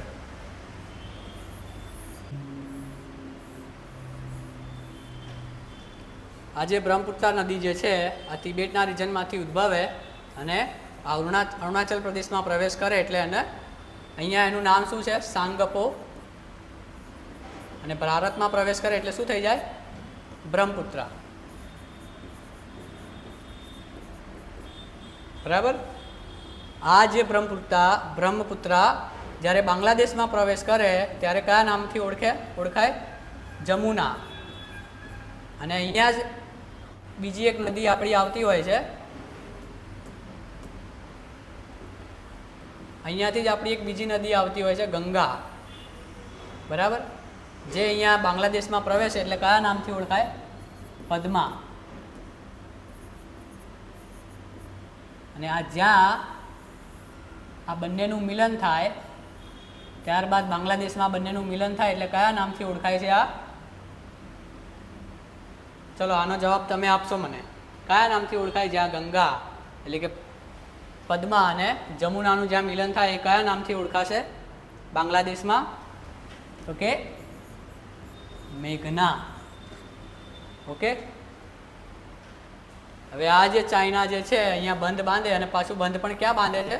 કે જ્યાં આ રિવર વળાંક લે છે અને વળાંક લઈને જ્યાં ભારતમાં પ્રવેશ કરે આ જગ્યા ઉપર એ બંધ બાંધવાનું પરમિશન આપી છે. હવે અહીંયા બંધ બાંધે એટલે ભારત માટે કેવી સ્થિતિ સર્જાય? દુકાળની. બરાબર, જ્યારે ચાહે ત્યારે પાણી રોકી રાખીને જ્યારે ચાહે ત્યારે પાણી છોડી દે, જેથી કરીને ભારત માટે આપત્તિ સર્જાય. ઓકે,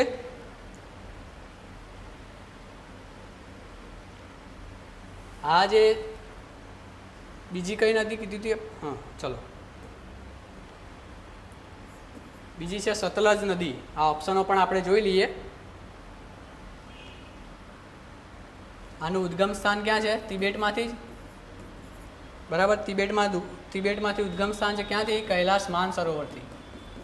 કૈલાસ માનસરોવર.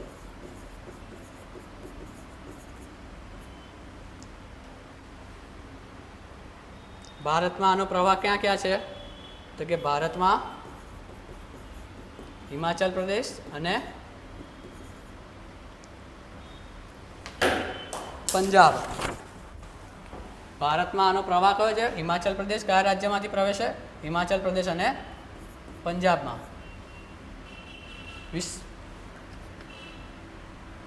ચલો, આ સતલજ નદી ઉપર આવેલો એક બંધ ભારતમાં કયો છે?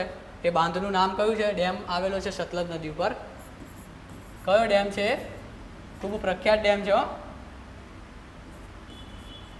ભાખરા નાંગલ. ભાખરા નાંગલ ડેમ. જે કઈ નદી ઉપર આવેલું છે? પરીક્ષામાં પૂછાય. ભાખરા નાંગલ ડેમ કઈ નદી ઉપર બાંધવામાં આવેલો છે? તો કે સતલજ નદી. આ ચાંગજિયાંગ, યાદ રાખજો, કદાચ પરીક્ષામાં પૂછાય લે. આ ચાંગજિયાંગ જે નદી છે એ એશિયાની સૌથી મોટી નદી છે. એશિયાની સૌથી મોટી નદી ચાંગજિયાંગ છે. એનું સ્થાનિક નામ છે, એનું મુખ્ય નામ શું છે આનું? યાંગત્ઝે. યાંગત્ઝે. બરાબર. ચાઇનાની છે. બરાબર. ચીનમાં આવેલી આ યાંગત્ઝે નદી, એનું સ્થાનિક નામ ચાંગજિયાંગ છે. એશિયાની સૌથી મોટી નદી છે, સૌથી લાંબી નદી. એશિયાની સૌથી લાંબી નદી. 6300 કિલોમીટર. યાદ રાખજો, એશિયાની સૌથી લાંબી નદી પરીક્ષામાં પૂછાઈ જાય તો કઈ છે? ચાઇનામાં આવેલી યાંગત્ઝે. એનું સ્થાનિક નામ શું? ચાંગજિયાંગ. હવે આપણી આ સિંધુ નદી, એનું ઉદ્ગમ સ્થાન કયું? તો કે તિબેટ. મોસ્ટ ઓફ નદીઓ આપણી જે ઉત્તર ભારતની જે મોસ્ટ ઓફ નદીઓ છે એ તિબેટમાંથી ઉદ્ભવે છે. તિબેટ માનસરોવરમાંથી. માનસરોવર. આનો પ્રવાહ ભારતમાં ક્યાં ક્યાં છે? તો કે એક તો તિબેટમાં, પછી ભારતના લદ્દાખ અને જમ્મુ કાશ્મીર. લદ્દાખ અને જમ્મુ અને કાશ્મીરમાં. ત્યાંથી પછી આગળ ક્યાં જાય? પાકિસ્તાનમાં. અને પાકિસ્તાનમાં કરાચી નજીક અરબ સાગરમાં મળી જાય. કરાચી બાદ અરબ સાગર.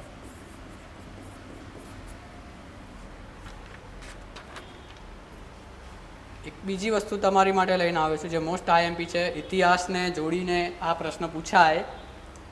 બરાબર. ઝેલમ નદીઓના આધુનિક નામ અને પ્રાચીન નામ.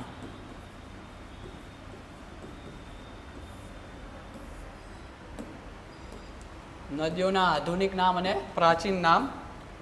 ઝેલમ, ચિનાબ, રાવી, બિયાસ. તમારા આના આન્સર આપવાના છો, જોવાનું નથી ખાલી. સતલજ અને સિંધુ. ચલો આન્સર આપો આના. ઝેલમનું પ્રાચીન નામ.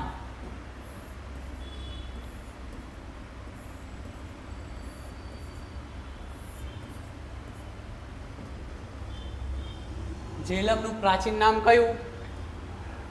આ આધુનિક નામ એટલે અત્યારના નામ છે આ નદીઓના, અને પ્રાચીન નામ આપણે શું જોવાના છે. તો ઝેલમનું પ્રાચીન નામ કયું? મોસ્ટ આઈએમપી છે વિતસ્તા. યાદ રાખજો, જીપીએસસીની હમણાં લાસ્ટ જ્યારે ક્લાસ 1-2ની એક્ઝામ લેવાઈ હતી એમાં આ પ્રશ્ન પૂછાઈ ગયો છે. 2026માં જીપીએસસીની જે એક્ઝામ લેવાઈ હતી એમાં આ પ્રશ્ન પૂછાયેલો છે. એટલે તમારે મોસ્ટ આઈએમપી રહેશે. ચિનાબ તો કે અસ્કીની, રાવી, પુરુષાની, અથવા બીજું એનું નામ છે ઈરાવતી. ઓપ્શનમાં પુરુષાની આપે કે ઈરાવતી આપે, બંને સાચા કરાય. બિયાસનું પ્રાચીન નામ કયું? વિપાશા. સતલજનું સતુદ્રી અને સિંધુનું પ્રાચીન નામ કયું છે? તો કે સિંધુ જ છે.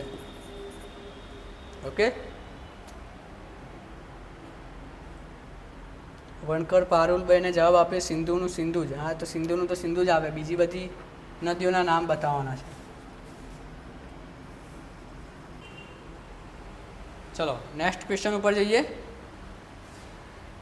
ખાલી જગ્યામાં સારી રીતે સચવાયેલો કિશોર મેમથ પ્રાચીન કાળના કદાવર હાથીની એક જાત જેની શોધ તેના વિકાસ, તેમના અનુકૂલન લક્ષણો અને તેમના હિમયુગના નિવાસસ્થાનની પર્યાવરણીય પરિસ્થિતિઓમાં સંબંધિત મૂલ્યવાન જાણકારી પ્રદાન કરે છે તેવી અપેક્ષા છે. જે ક્યાંથી મળી આવ્યા છે જેના અવશેષો? કોઈએ હમણાં લાસ્ટમાં પૂછ્યું હતું કે INS કયું જહાજ આપણે રશિયા જોડેથી લીધેલું છે? INS વિક્રમાદિત્ય જે છે એ આપણે રશિયા પાસેથી લીધેલું છે. બરાબર, આ જે એરક્રાફ્ટ છે INS વિક્રમાદિત્ય એ આપણે રશિયા જોડેથી લીધેલું છે. ઓકે, ચલો તો સાઇબિરિયા, આનો સાચો જવાબ છે સાઇબિરિયા. સાઇબિરિયામાં આ વિશાળ મહાકાય હાથી મેમથ, બરાબર, એના અવશેષો મળી આવ્યા હતા. હિમયુગનો આ હાથી છે. હિમયુગ લાખો કરોડો વર્ષ પહેલાં જ્યારે પૃથ્વી પર હિમયુગ હતો, બરાબર, એ સમયનો આ વિશાળ હાથીની જાત જેના અવશેષો આ સાઇબિરિયામાંથી મળી આવ્યા છે આપણને. આ હાથીના આજના હાથી સાથે કમ્પેર કરી શકાય. આજના જે હાથીઓ જે છે વર્તમાન સમયમાં એના પૂર્વજો છે આ, બરાબર, વર્તમાન હાથીના પૂર્વજો છે આ મેમથ. પછી એનું નિવાસસ્થાન મોસ્ટ ઓફ ક્યાં રહે? નિવાસસ્થાન ક્યાંનું હતું આ લોકોનું? તો કે યુરોપ, એશિયા અને ઉત્તર અમેરિકામાં આ આમના મુખ્ય નિવાસ સ્થાનો હતા. લુપ્ત થવાનું કારણ શું હતું આનું? તો કે હવામાનમાં પરિવર્તન આવ્યું અને માનવ શિકાર આમનું વધી ગયું, જેથી કરીને આ પ્રજાતિ જે છે લુપ્ત થઈ ગઈ. ઓકે, જો આના વિશાળ કાય દાંત છે, મોટા મોટા, અને ખૂબ વિશાળ, તમે ચિત્રમાં જોઈ શકો છો કેટલું વિશાળ છે, કેટલો મોટો હાથી હશે. આના મોટા મોટા વાળ હતા, જેથી એ બરફમાં પણ સર્વાઈવ કરી જતું હતું, જે ગરમી અને ઉષ્માનું કારણ બનતું હતું આ મોટા મોટા વાળ. ઓકે, ચલો નેક્સ્ટ ક્વેશ્ચન. હા, ચલો. હા, તો વિદ્યાર્થી મિત્રો, કુઠારી કેરિયર એકેડમીની નવી બેચ 15 જુલાઈથી શરૂ થાય છે. સેન્ટર આપણે અહીંયા તમે એડમિશન લો એટલે તમે સેન્ટરથી લઈ કોર્પોરેશન સુધીની દરેક એક્ઝામ તમે સ્ટાફ નર્સને લગતી આપી શકો. આપણે અહીંયા કોર્પોરેશનથી લઈ સેન્ટર સુધીની દરેક એક્ઝામની પ્રિપરેશન કરાવવામાં આવે છે. એવું નથી કે બીજા એમ્સ માટે અલગ કે ESIC માટે અલગ, એવી કોઈ બેચ નથી. આપણે અહીંયા કમ્બાઇન્ડ બેચ હોય છે દરેકે દરેકની. સાથે તમને હાર્ડ કોપી મટીરિયલ મળશે, એપ્લિકેશન મળશે, રેકોર્ડેડ લેક્ચરની, જે લેક્ચર તમે અટેન્ડ કરશો એનો જ લેક્ચર 48 અવર્સમાં એપ્લિકેશનમાં રેકોર્ડ થઈને અપલોડ થઈ જશે, જેથી કરીને તમે ફરીથી રિવિઝન કરી શકો અને હાર્ડ કોપી મટીરિયલ મળશે તમને અહીંયાથી. બરાબર, ગુજરાત સરકાર દ્વારા આવનારી સંભવિત 1500થી પણ વધારે જગ્યાઓ, બરાબર, 1500થી પણ વધારે સંભવિત આવનાર જગ્યાઓ માટે 15 જુલાઈથી આપણી ન્યૂ બેચ શરૂ થાય છે. એમાં પણ 830ની ગવર્મેન્ટે એનું બિલ તો પસાર કરી દીધું છે. ઓકે, તો જલ્દીથી જોડાઓ અને વધુ માહિતી માટે આપણે 7878641963 ઉપર કોલ કરો અને વધુ માહિતી જાણો. આ નંબર ખાસ કરીને તમે તમારા વોટ્સઅપમાં સેવ કરી દેજો, જેથી કરીને તમને અહીંયાથી સ્ટાફ નર્સને તમારી એક્ઝામને લગતી દરેકે દરેક અપડેટ રેગ્યુલર મળતી રહે. આપણે અહીંયા રેગ્યુલર સ્ટેટસમાં અપડેટ મૂકીએ છીએ.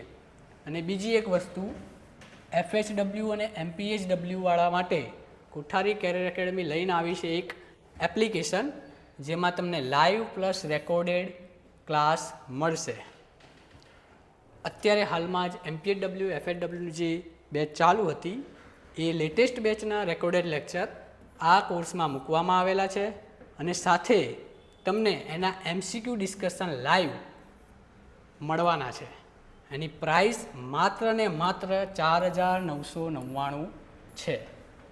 એટલે જે પણ તમારા સાથી મિત્રોને MPHW FHWની પ્રિપરેશન કરતા હોય એમને જલ્દીથી જ મોકલી દો, અને આ તક ઝડપથી જ ઝડપી લો. બરાબર. આપણે અહીંયા કોઠારી કેરિયર એકેડમીનો નિયમ છે કે પહેલાં તમે પરિણામ જુઓ અને પછી જ તમારો કિંમતી સમય અને પૈસા ખર્ચ કરો. ઓકે. આજે નહીં તો ક્યારેય નહીં. પરીક્ષા આવે ત્યારે તૈયારી કરવી કે પરીક્ષા આવે ત્યારે તૈયાર રહેવું એ તમારે વિચારવાનું. ઓકે, ચલો આગળ જઈએ.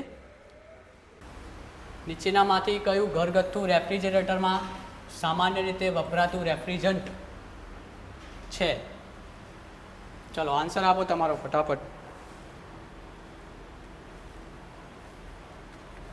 જલ્દીથી તમારો આન્સર આપો, રિપ્લાય આપો ચેટ બોક્સમાં.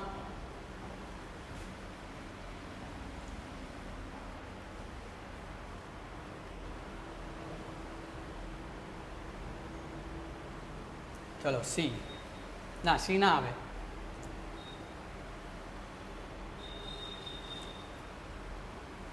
ટેટ્રાક્લોરોઇથેન.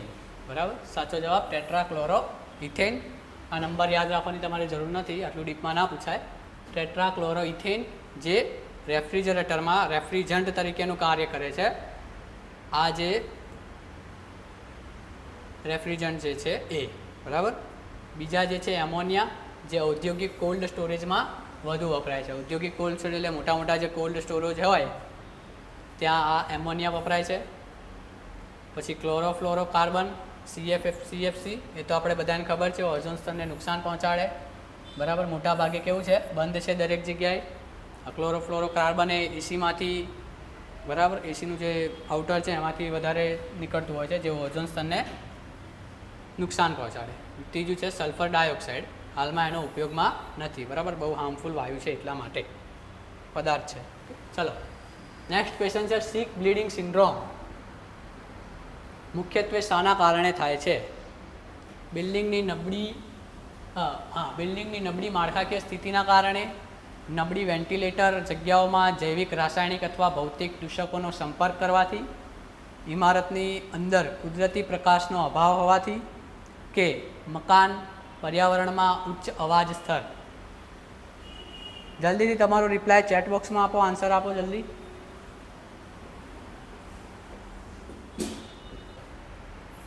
બી, નબળી વેન્ટિલેટર જગ્યાઓમાં જૈવિક, રાસાયણિક અથવા ભૌતિક દૂષકોનો સંપર્કમાં કરવાથી આ સિક બ્લીડિંગ સિન્ડ્રોમ થાય છે. બરાબર, જેને સ્લીપ બ્લીડિંગ સિન્ડ્રોમ હોય. ચલો, સિક બ્લીડિંગ સિન્ડ્રોમ કોને કહેવાય? તો કે જ્યારે બિલ્ડિંગમાં રહેનારા લોકોને માથાનો દુખાવો, આંખમાં બળતરા, થાક વગેરે થાય, અને તેનું મુખ્ય કારણ બિલ્ડિંગનું આંતરિક વાતાવરણ હોય છે. બરાબર, એનું મુખ્ય રીઝન શું હોય છે એમના માટે? તો કે બિલ્ડિંગનું આંતરિક વાતાવરણ, નબળી વેન્ટિલેશન અને જૈવિક, રાસાયણિક પ્રદૂષકોનો સંપર્ક. બરાબર, તમારા મેડિકલ પોઈન્ટ ઓફ વ્યૂ ખૂબ ઇમ્પોર્ટન્ટ પ્રશ્ન છે. નેક્સ્ટ ક્વેશ્ચન ઉપર આપણે આગળ વધીએ. પ્રકાશના 7 ઘટકો વિશે નીચેના વિધાનો ધ્યાને લો. ઓછી તરંગ લંબાઈએ ને કારણે વાદળી પ્રકાશમાં પીળા પ્રકાશ કરતાં વધુ ઉર્જા હોય છે. બીજું સ્ટેટમેન્ટ છે બધા રંગો પૈકી લાલ પ્રકાશમાં સૌથી ટૂંકી તરંગ લંબાઈ અને સૌથી વધુ ઉર્જા હોય છે. ત્રીજું સ્ટેટમેન્ટ છે જાંબલી પ્રકાશ દૃશ્યમાન સ્પેક્ટ્રમમાં સૌથી લાંબી તરંગ લંબાઈ ધરાવે છે. ચોથો છે લીલો પ્રકાશ દૃશ્યમાન સ્પેક્ટ્રમની સૌથી બહારની ધારે હોય છે. ઉપર પૈકી કેટલા વિધાનો સાચા છે?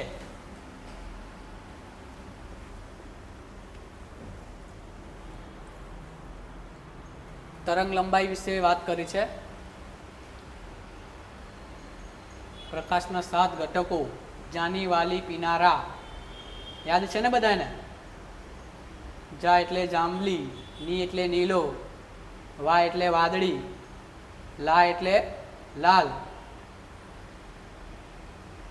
પી એટલે પીળો, ના એટલે નારંગી, ને રા એટલે રાતો. બરાબર, જાની વાલી પીનારા. કે એ ફક્ત એક જ સ્ટેટમેન્ટ સાચું હતું. વાદળી પ્રકાશની તરંગ લંબાઈ ઓછી હોવાથી તેની ઉર્જા પીળા પ્રકાશ કરતાં વધુ હોય છે. જ્યારે લાલ પ્રકાશ સૌથી ટૂંકી તરંગ લંબાઈ હોય છે. ના, સૌથી ટૂંકી તરંગ લંબાઈ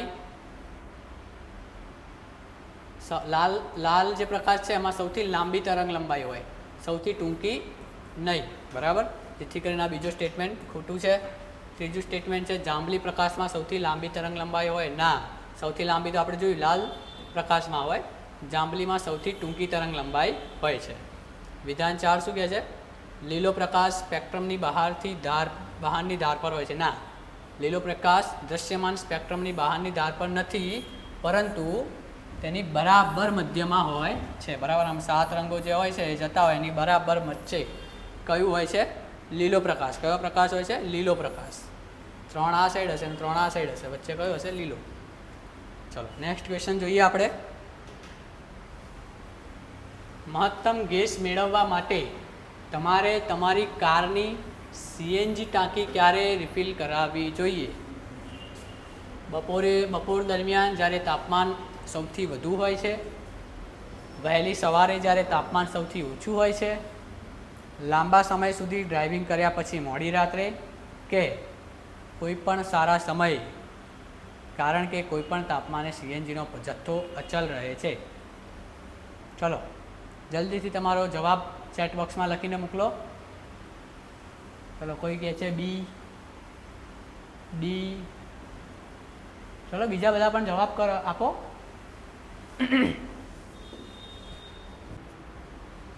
ચલો બી, વહેલી સવારે આપણે જોતા હોઈએ છીએ પેટ્રોલ પંપ ઉપર સવારમાં રિક્ષાઓની લાઈનો લાગેલી હોય છે.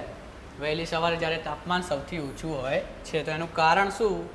તો કે ઠંડા તાપમાને ગેસ વધુ ઘનતા ધરાવે એટલા માટે, અને વધુ ઘનતા ધરાવે જેથી થોડો ઘણો જે ગ્રાહક છે એમને ફાયદો થઈ શકે, વધારે ગેસ થોડું આવે, એટલે સમાન વોલ્યુમમાં વધુ ગેસ મળે છે. બરાબર, સમજણ પડી? આનું રીઝન કેમ વહેલી સવારે સીએનજી લોકો ભરાવા ઊભા રહે છે, વહેલી સવારે વધુ પસંદ કરે છે? તો સવારમાં સીએનજી જે છે એ વધુ ઘનતા ધરાવે છે. ઓકે, નેક્સ્ટ ક્વેશ્ચન જોઈએ. વાહનોમાં ભરવા માટે ઓક્સિજન, વાહનોમાં ટાયરમાં ભરવા માટે ઓક્સિજન કરતાં નાઇટ્રોજનને પ્રાધાન્ય આપવા વિશે નીચેના વિધાનો છે. તો કેમ ઓક્સિજન કરતાં નાઇટ્રોજનને પ્રાધાન્ય આપવામાં આવે છે? તો પહેલું સ્ટેટમેન્ટ છે તેના મોટા પરમાણુઓ ઓક્સિજનની તુલનામાં ખૂબ જ ધીમા દરે ટાયરમાંથી બહાર નીકળી છે, પરિણામે સમય જવા છતાં ટાયરનું પ્રેશર ખાસ ઘટતું નથી. બીજું કારણ છે નાઇટ્રોજન ઓક્સિજન કરતાં વધુ ઘાટો હોય છે. અને ત્રીજું વિધાન છે નાઇટ્રોજન ઓક્સિજન કરતાં સસ્તો છે. ચોથું છે ઓક્સિજન ઝડપથી ટાયરનું દબાણ વધારે છે. ઉપર પૈકી કયા વિધાનો સાચા છે? ફક્ત 1 અને 2, 2 અને 3, કે 4 એ 4? જલ્દીથી રિપ્લાય કરો ચેટ બોક્સમાં. ડી, કોઈ કહે છે બી. ચલો જેવું આવડે એવું આન્સર તો કરો.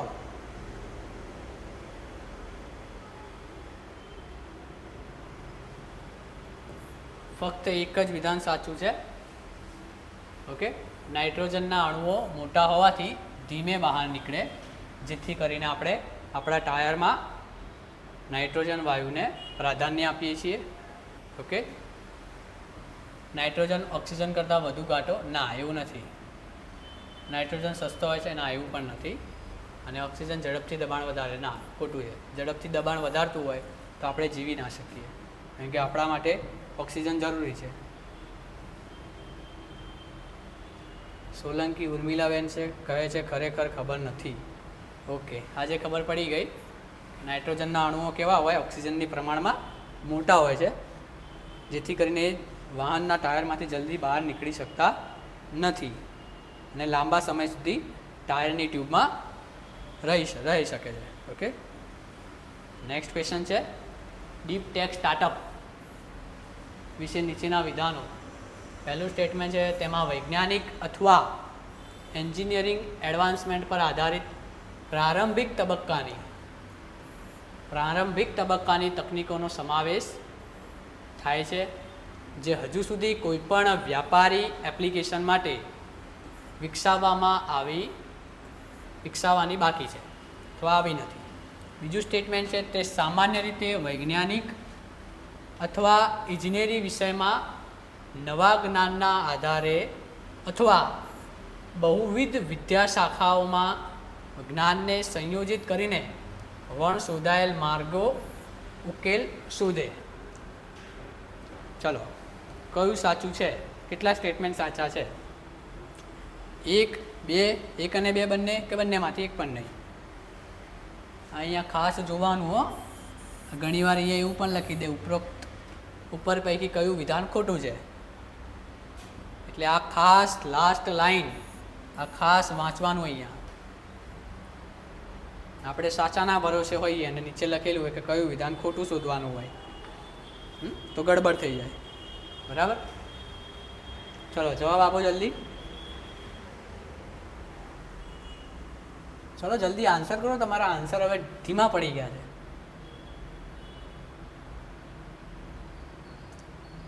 થોડાક અઘરા ક્વેશ્ચનો છે, હું સમજુ છું, તમારા વિષય બહારના છે,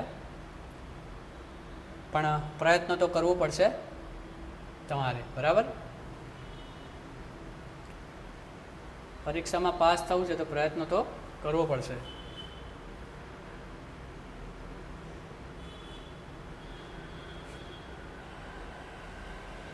ખબર જ નથી sir, no idea about this. Okay, કંઈ વાંધો નહીં.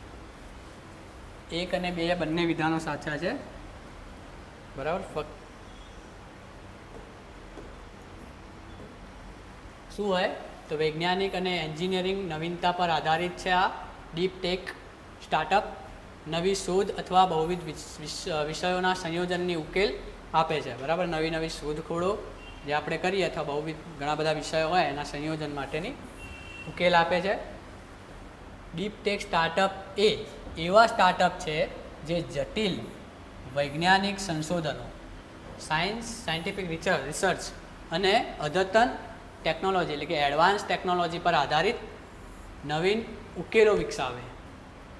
જે વિજ્ઞાન અને ટેકનોલોજી એટલે સાયન્સ ક્ષેત્રે એડવાન્સ ટેકનોલોજી જે એના ઉપર જે રિસર્ચ થતી હોય, બરાબર, એના આધારિત છે અને એમાં નવા ઉકેલો વિકસાવે, નવા આઈડિયાઝ આપે. અને આ સ્ટાર્ટઅપ્સ માત્ર એપ્લિકેશન અથવા ડિજિટલ સેવાઓ નહીં પરંતુ મૂળભૂત વિજ્ઞાન અને ટેકનોલોજી દ્વારા વાસ્તવિક સમસ્યાઓનું પણ નિરાકરણ લાવે છે. બરાબર? માત્ર ને માત્ર એપ્લિકેશન કે ડિજિટલ સેવા નથી, પરંતુ એ મૂળભૂત વિજ્ઞાન જે છે, બરાબર, અને ટેકનોલોજી દ્વારા જે વાસ્તવિક સમસ્યાઓ ઉદ્ભવે એનું નિરાકરણ પણ એ આપે છે. Okay, deep tech startup.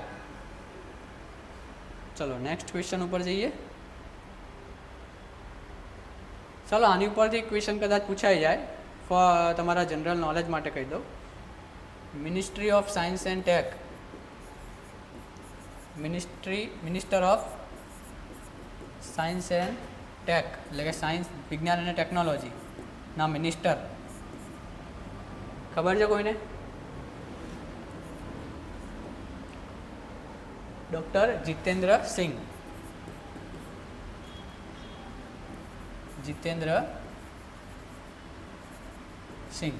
બરાબર? સાયન્સ એન્ડ ટેક જે મિનિસ્ટ્રી છે, વિજ્ઞાન અને ભારતનું વિજ્ઞાન અને ટેકનોલોજી મંત્રાલય, એના મિનિસ્ટર કોણ છે? Doctor Jitendra Singh. Okay, next question જઈએ. વિજ્ઞાન અને ટેકનોલોજી મંત્રાલયના રાષ્ટ્રીય ક્વોન્ટમ મિશન નીચેના વિધાનો ધ્યાને લો.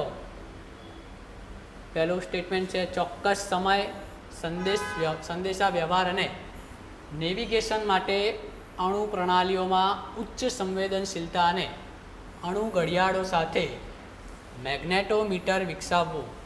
બીજું સ્ટેટમેન્ટ છે ક્વોન્ટમ ઉપકરણોના ફેબ્રિકેશન માટે સુપર કંડક્ટર્સ, નોવેલ સેમિકન્ડક્ટર અને ટોપોલોજીકલ સામગ્રી જેવી ક્વોન્ટમ સામગ્રીની ડિઝાઇન અને સંશ્લેષણને સમર્થન આપવું. ચલો આપો જવાબ.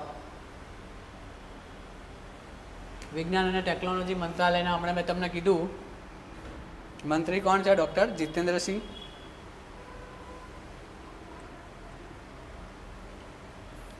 બંને વિધાન સાચા છે. ઓટોમિક ક્લોક અને મેગ્નેટોમીટર વિકસાવવાનો આનો હેતુ છે. વિજ્ઞાન અને ટેકનોલોજી મંત્રાલય આ જે મિશન જે છે ક્વોન્ટમ મિશન, રાષ્ટ્રીય ક્વોન્ટમ મિશન, બરાબર, એનો મુખ્ય હેતુ શું છે? તો કે ઓટોમિક ક્લોક અને મેગ્નેટોમીટરનો વિકાસ કરવો અને બીજું ક્વોન્ટમ મટીરિયલ્સ અને સુપર કંડક્ટર્સનો આના વિકાસને શું આપવું? પ્રોત્સાહન આપવું.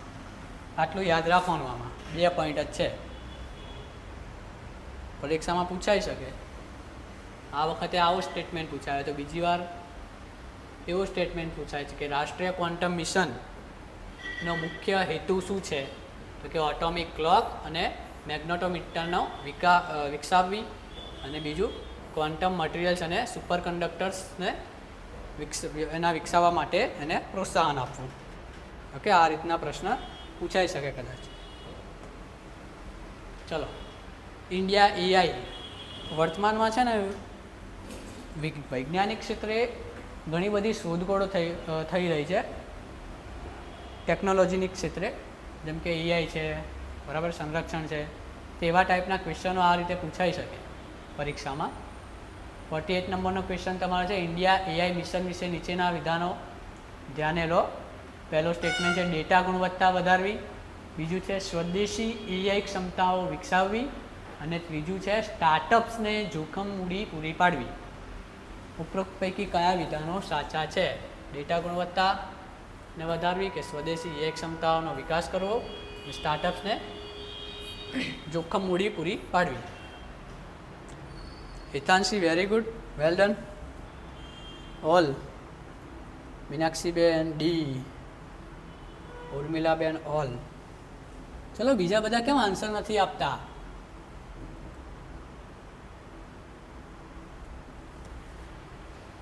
ચલો, ડી 1, 2 અને 3, 3 સાચા છે. ડેટાની ગુણવત્તા મિશન ઇન્ડિયા એઆઈ એની મુખ્ય ઉદ્દેશો શું છે? તો કે ડેટાની ગુણવત્તામાં વધારો કરવો, બરાબર, અને સ્વદેશી એઆઈ ક્ષમતા વિકસાવવી, સ્ટાર્ટઅપ્સને જોખમ મૂડીની સહાય આપવી, બરાબર. જે જોખમી મૂડી હોય, સ્ટાર્ટઅપ્સ કરવા જઈએ ત્યારે જોખમ મૂડી લાગુ પડે અને એમાં એને સહાય પૂરી પાડવી. અને મુખ્ય એનો ઉદ્દેશ્ય શું? આનો ઉદ્દેશ્ય યાદ રાખજો, પ્રશ્ન પૂછાઈ શકે. ઇન્ડિયા એઆઈ મિશનનો મુખ્ય ઉદ્દેશ્ય શું છે? તો કે મેકિંગ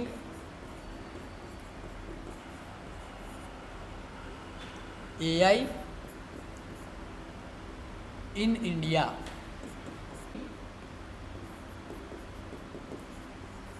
એઆઈ ફોર ઇન્ડિયા, બરાબર. એટલે કે ભારતમાં એઆઈ બનાવવું અને ભારત માટે તે કાર્યરત થાય એવું એઆઈ બનાવવું, કાર્યક્ષમતામાં વધારો કરે એવું એઆઈ બનાવવું. મેકિંગ એઆઈ ઇન ઇન્ડિયા એટલે કે ભારતમાં જ એઆઈને બનાવવું, બરાબર. અને making AI for India, Bharat માટે જ, ભારતને કાર્યક્ષમતામાં વધારો કરે એ રીતનું એઆઈ ભારતમાં બનાવવું, બરાબર. એના મુખ્ય લક્ષ્ય પણ છે. આ પણ યાદ રાખવા જેવી વસ્તુ છે. મુખ્ય લક્ષ્યો એના 4 મુખ્ય લક્ષ્યો છે. પહેલું છે ટેકનોલોજીનું લોકશાહીકરણ કરવું, બરાબર. ટેકનોલોજીનું લોકશાહીકરણ કરવું, એટલે જેથી કરીને દરેક જણ આની પાછળ શોધખોળ રિસર્ચ કરી શકે. ટેકનોલોજીનું લોકશાહીકરણ કરવું. બીજું છે સામાજિક બદલાવ લાવવો. બરાબર, સામાજિક બદલાવ લાવવો જેથી કરીને ગામડાઓમાં જે છે બરાબર ખેડૂતો જે છે એ એઆઈની મદદથી જમીનની ગુણવત્તાને કઈ રીતે સુધારી શકે એ બધું એઆઈને પૂછીને એનો સારો પાક વાવી શકે. ત્રીજું છે રોજગારી. રોજગારીમાં વધારો કરવો અને આર્થિક વૃદ્ધિ કરવી. 2035 સુધી આનો મુખ્ય ઉદ્દેશ્ય આ જુઓ, રોજગારી અને આર્થિક ક્ષેત્રે વૃદ્ધિ થાય એટલે 2035 સુધીમાં $1.7 ટ્રિલિયન ડોલરનો વધારો અથવા ઉમેરો થશે. $1 ટ્રિલિયન ઉમેરો થશે આનાથી. બરાબર, રોજગારી અને આર્થિક ક્ષેત્રે શું વૃદ્ધિ થશે કે 2035 સુધીમાં આર્થિક ક્ષેત્રે $1.7 ટ્રિલિયન ઉમેરો થશે. અને એક ચોથું એનું ઉદ્દેશ્ય છે, લક્ષ્ય છે વૈશ્વિક ઓળખ આપવી. ભારતને વૈશ્વિક બજારમાં એક અલગ ઓળખ આપવી. બરાબર, અને ગ્લોબલ લીડર બનવા તરફ અગ્રેસર થવું.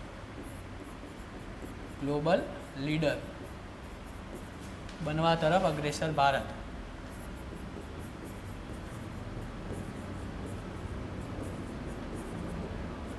બરાબર, આ લક્ષ્યો યાદ રાખજો. જો આપણે એક જ ક્વેશ્ચનમાંથી કેટલા બધું સોલ્વ કર્યું છે. હવે કદાચ આ ક્વેશ્ચનમાંથી આના મુખ્ય ઉદ્દેશો પૂછાઈ જાય અથવા લક્ષ્યો પૂછાઈ જાય તો આપણને યાદ હોવા જોઈએ આ. બરાબર, મિશન ઇન્ડિયા એઆઈ ખૂબ જ ચર્ચામાં છે અત્યારે હાલમાં પણ, 2026માં પણ ખૂબ ચર્ચામાં છે. અને કદાચ લક્ષ્યો પૂછાઈ શકે અથવા તો ઉદ્દેશ્યો પૂછાઈ શકે. વન લાઇનર ક્વેશ્ચન બનાવવું હોય તો આ ઉદ્દેશ્યો પૂછાઈ શકે કે મુખ્ય ઉદ્દેશ્ય શું. 4 સ્ટેટમેન્ટ આપી દે, making AI in India and making AI for India. બરાબર, આવા પ્રકારના બીજા 3 ઓપ્શન આપી દે તો આપણને આવડવું જોઈએ આ પરીક્ષામાં. ઓકે, તો નેક્સ્ટ ક્વેશ્ચન ઉપર જઈએ.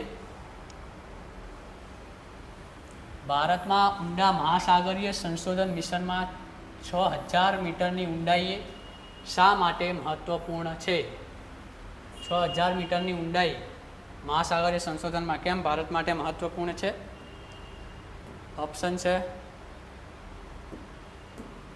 3000 થી 5000 મીટરની ઊંડાઈ વચ્ચે પોલીમેટાલિક નોડ્યુલ્સ અને સલ્ફાઇડ્સ જેવા મૂલ્યવાન સંસાધનોની હાજરી જોવા મળે.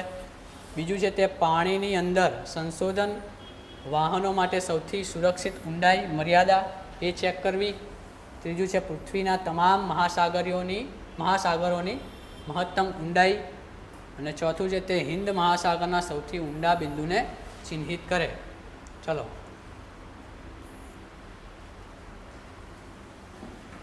ભારતમાં ઊંડા મહાસાગર સંશોધન ડીપ ઓશિયન મિશન 6000 મીટર એટલે કે 6 કિલોમીટરની ઊંડાઈ સમુદ્રની અંદર. ચલો જલ્દીથી આન્સર આપો. કોઈ હમણાંથી બધા આન્સર આપવાનું બંધ કરી દીધું છે, કેમ આવું? ચલો દિવ્યાબેન એ, પછી બીજા કોઈ? ઓકે, એ ચલો, એ સાચો આન્સર જ છે. બરાબર, એનું કારણ શું છે કે 3000 થી 5500 મીટર ઊંડાઈએ પોલીમેટાલિક નોડ્યુલ્સ અને સલ્ફાઇડ્સ જેવી કિંમતી ખનિજો સમુદ્રની ઊંડાઈમાંથી મળી આવે છે. બરાબર, જે સંસાધન માટે ખનિજ સંપત્તિ માટે ખૂબ જ ઉપયોગી છે ભારત માટે. ઓકે, હવે આના બીજા ઘણા બધા પોઈન્ટ છે જે લખી દો તમે. બીજું છે વૈજ્ઞાનિક સંશોધન.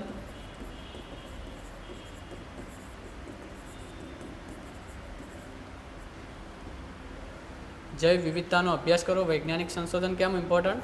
તો કે સમુદ્રની અંદર બરાબર જે વિવિધ પ્રકારના જીવજંતુઓ છે, બીજા નવા નવા જૈવિક બરાબર, એ જૈવ વિવિધતાનો અભ્યાસ કરવો. બીજું છે વ્યૂહાત્મક મહત્વ.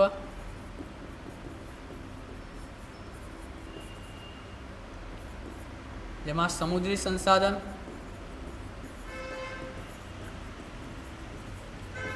એના ઉપર ભારતીય ક્ષમતાનો વધારો કરવો. ભારતીય ક્ષમતામાં વધારો કરવો. જે સમુદ્રી સંસાધનો છે બરાબર, એમાં વધારો કરવો. અને બીજું છે બ્લુ ઇકોનોમીને પ્રોત્સાહન આપવું. બ્લુ ઇકોનોમીને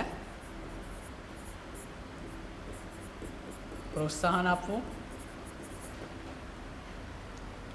પછી છે ટેકનોલોજીકલ આત્મનિર્ભરતા. ટેકનોલોજીને ક્ષેત્રે ભારત આત્મનિર્ભર બને. 6000 મીટરની ઊંડાઈએ જવા માટે બરાબર માનવ સહિત જો અત્યાર સુધી તો માત્ર મશીનો જ ગઈ છે, માનવ સહિત ડાઇવિંગ ટેક ધરાવતા દેશો ખૂબ જ ઓછા છે. જેમાં જો આ થાય તો ભારત પણ એ દેશોમાં સમાવેશ થાય, ભારતનો પણ. અને બીજું છે અતિશય દબાણનો અભ્યાસ કરવો. અતિશય દબાણ જે સમુદ્રની નીચે જે છે એ ખૂબ જ દબાણ હોય છે. એ સમુદ્રની નીચે કેટલું? તો કે જે 6000 મીટરની ઊંચાઈએ લગભગ વાયુમંડલીય, સાંભળજો આ ખૂબ જ મોસ્ટ આઈએમપી વાક્ય છે, વાયુમંડલીય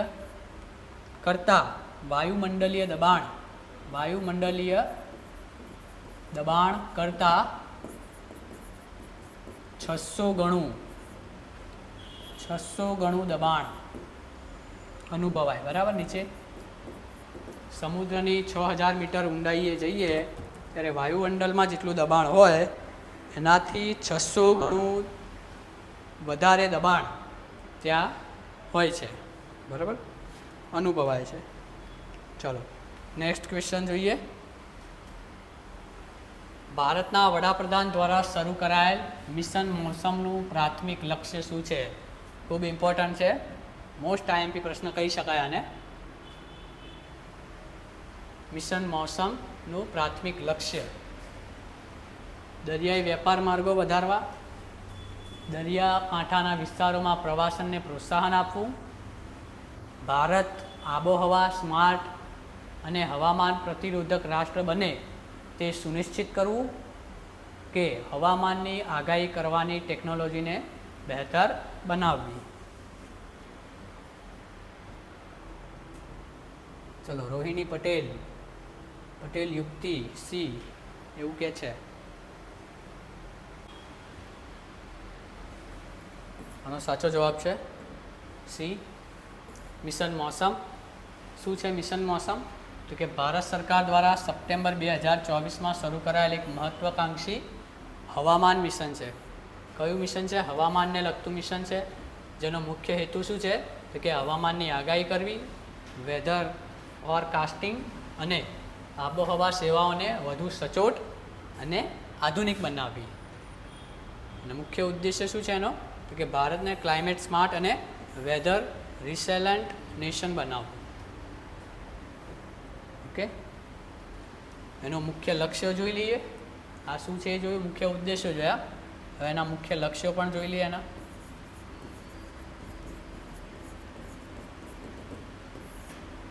મિશન મોસમના લક્ષ્યો.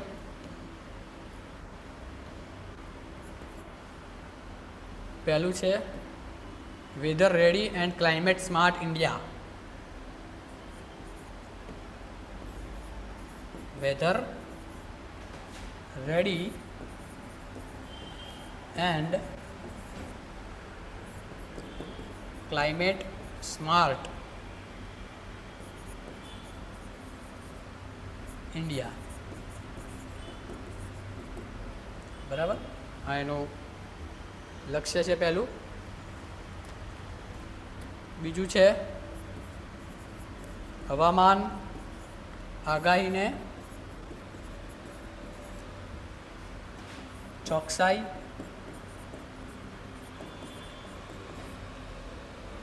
વધારવી. હવામાનની જે આગાહી છે એની ચોકસાઈ વધારવી, જેથી કરીને આપણે એની માટે તૈયાર રહી શકીએ. રોકી તો ના શકાય, પણ એની માટે આપણે રેડી રહી શકીએ. બીજું છે ભારે વરસાદ કે વાવાઝોડા. ભારે વરસાદ, વાવાઝોડા, પૂર વગેરે જેવી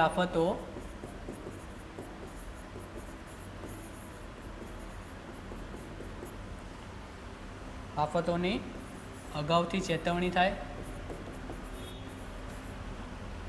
અગાઉથી ચેતવણી આપણને મળી જાય, જેથી કરીને આપણે સચેત થઈ જઈએ અને એની માટે તૈયાર રહીએ. ત્રીજું છે હવામાન પરિવર્તનના પ્રભાવ સામે દેશને વધુ સજ્જ બનાવવું. બરાબર, હવામાનના પરિવર્તનના પ્રભાવ સામે દેશને વધુ સજ્જ બનાવવો, લોકોના સુરક્ષા જળવાઈ રહે એ માટેના મુખ્ય પ્રયત્નો છે. ઓકે, સમજણ પડી આમાં? કોઈને કોઈ પ્રશ્ન, કઈ ડાઉટ?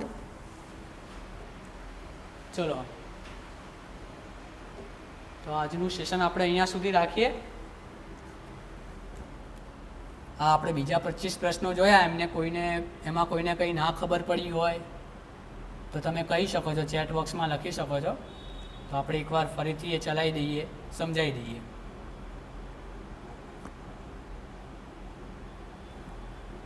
આજનું આ સેશન તમારી માટે કેવું રહ્યું? જલ્દીથી રિપ્લાય કરો ચેટ બોક્સમાં.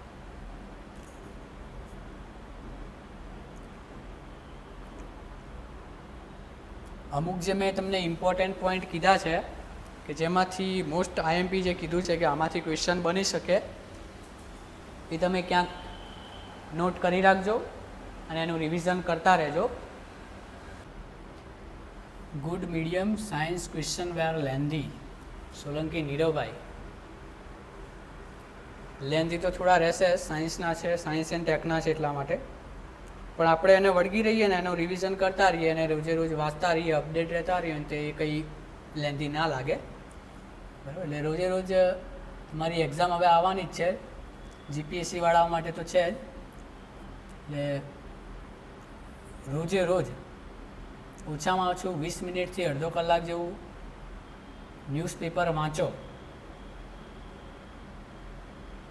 બરાબર, ઓનલાઈન વાંચો, ઓફલાઈન વાંચો, પીડીએફમાં વાંચો, મોબાઈલમાં વાંચો કે ફિઝિકલી વાંચો, પેપર લાઈન પણ વાંચો. બરાબર, કરંટ અફેર્સના એમાંથી અને આ સાયન્સ એન્ડ ટેકના most of questions current related જ હોય છે. દિવ્યાબેન કહે છે સર જીપીએસસીના પેપરમાં ઇકોનોમી વિશે કેવી રીતે તૈયારી કરાય? ઇકોનોમિક્સના જ્યારે ક્વેશ્ચન આવશે ત્યારે આપણે એની ચર્ચા કરીશું દિવ્યાબેન. એના પણ પ્રશ્નો આપણે લઈશું જ. બરાબર, તમારા એમાં આરબીઆઈ રિલેટેડ ક્વેશ્ચન હોઈ શકે, એમાં ઇકોનોમિક્સને રિગાર્ડિંગ બેન્કિંગ સિસ્ટમ છે, વ્યાજ દર છે, એ બધા રિગાર્ડિંગ ક્વેશ્ચન આવી શકે. સર આના તો ઓલમોસ્ટ ક્વેશ્ચન હતા નહીં, મે બી. ના આપણે બીજું પેપર લઈશું ને એમાં છે જ ક્વેશ્ચન ઇકોનોમીના. દિવ્યાબેન, જે આપણે બીજું પેપર લઈશું એમાં ઇકોનોમીના ક્વેશ્ચન છે જ ને. બીજા કોઈને કંઈ ક્વેશ્ચન કંઈ પૂછવું હોય? ઓકે સર, તો આપણે આજનું સેશન અહીંયા સુધી રાખીએ. ઓકે ઓકે, તો આપણે અહીંયા આપણું સેશન એન્ડ કરીએ છીએ. ચલો, થેન્ક યુ વેરી મચ.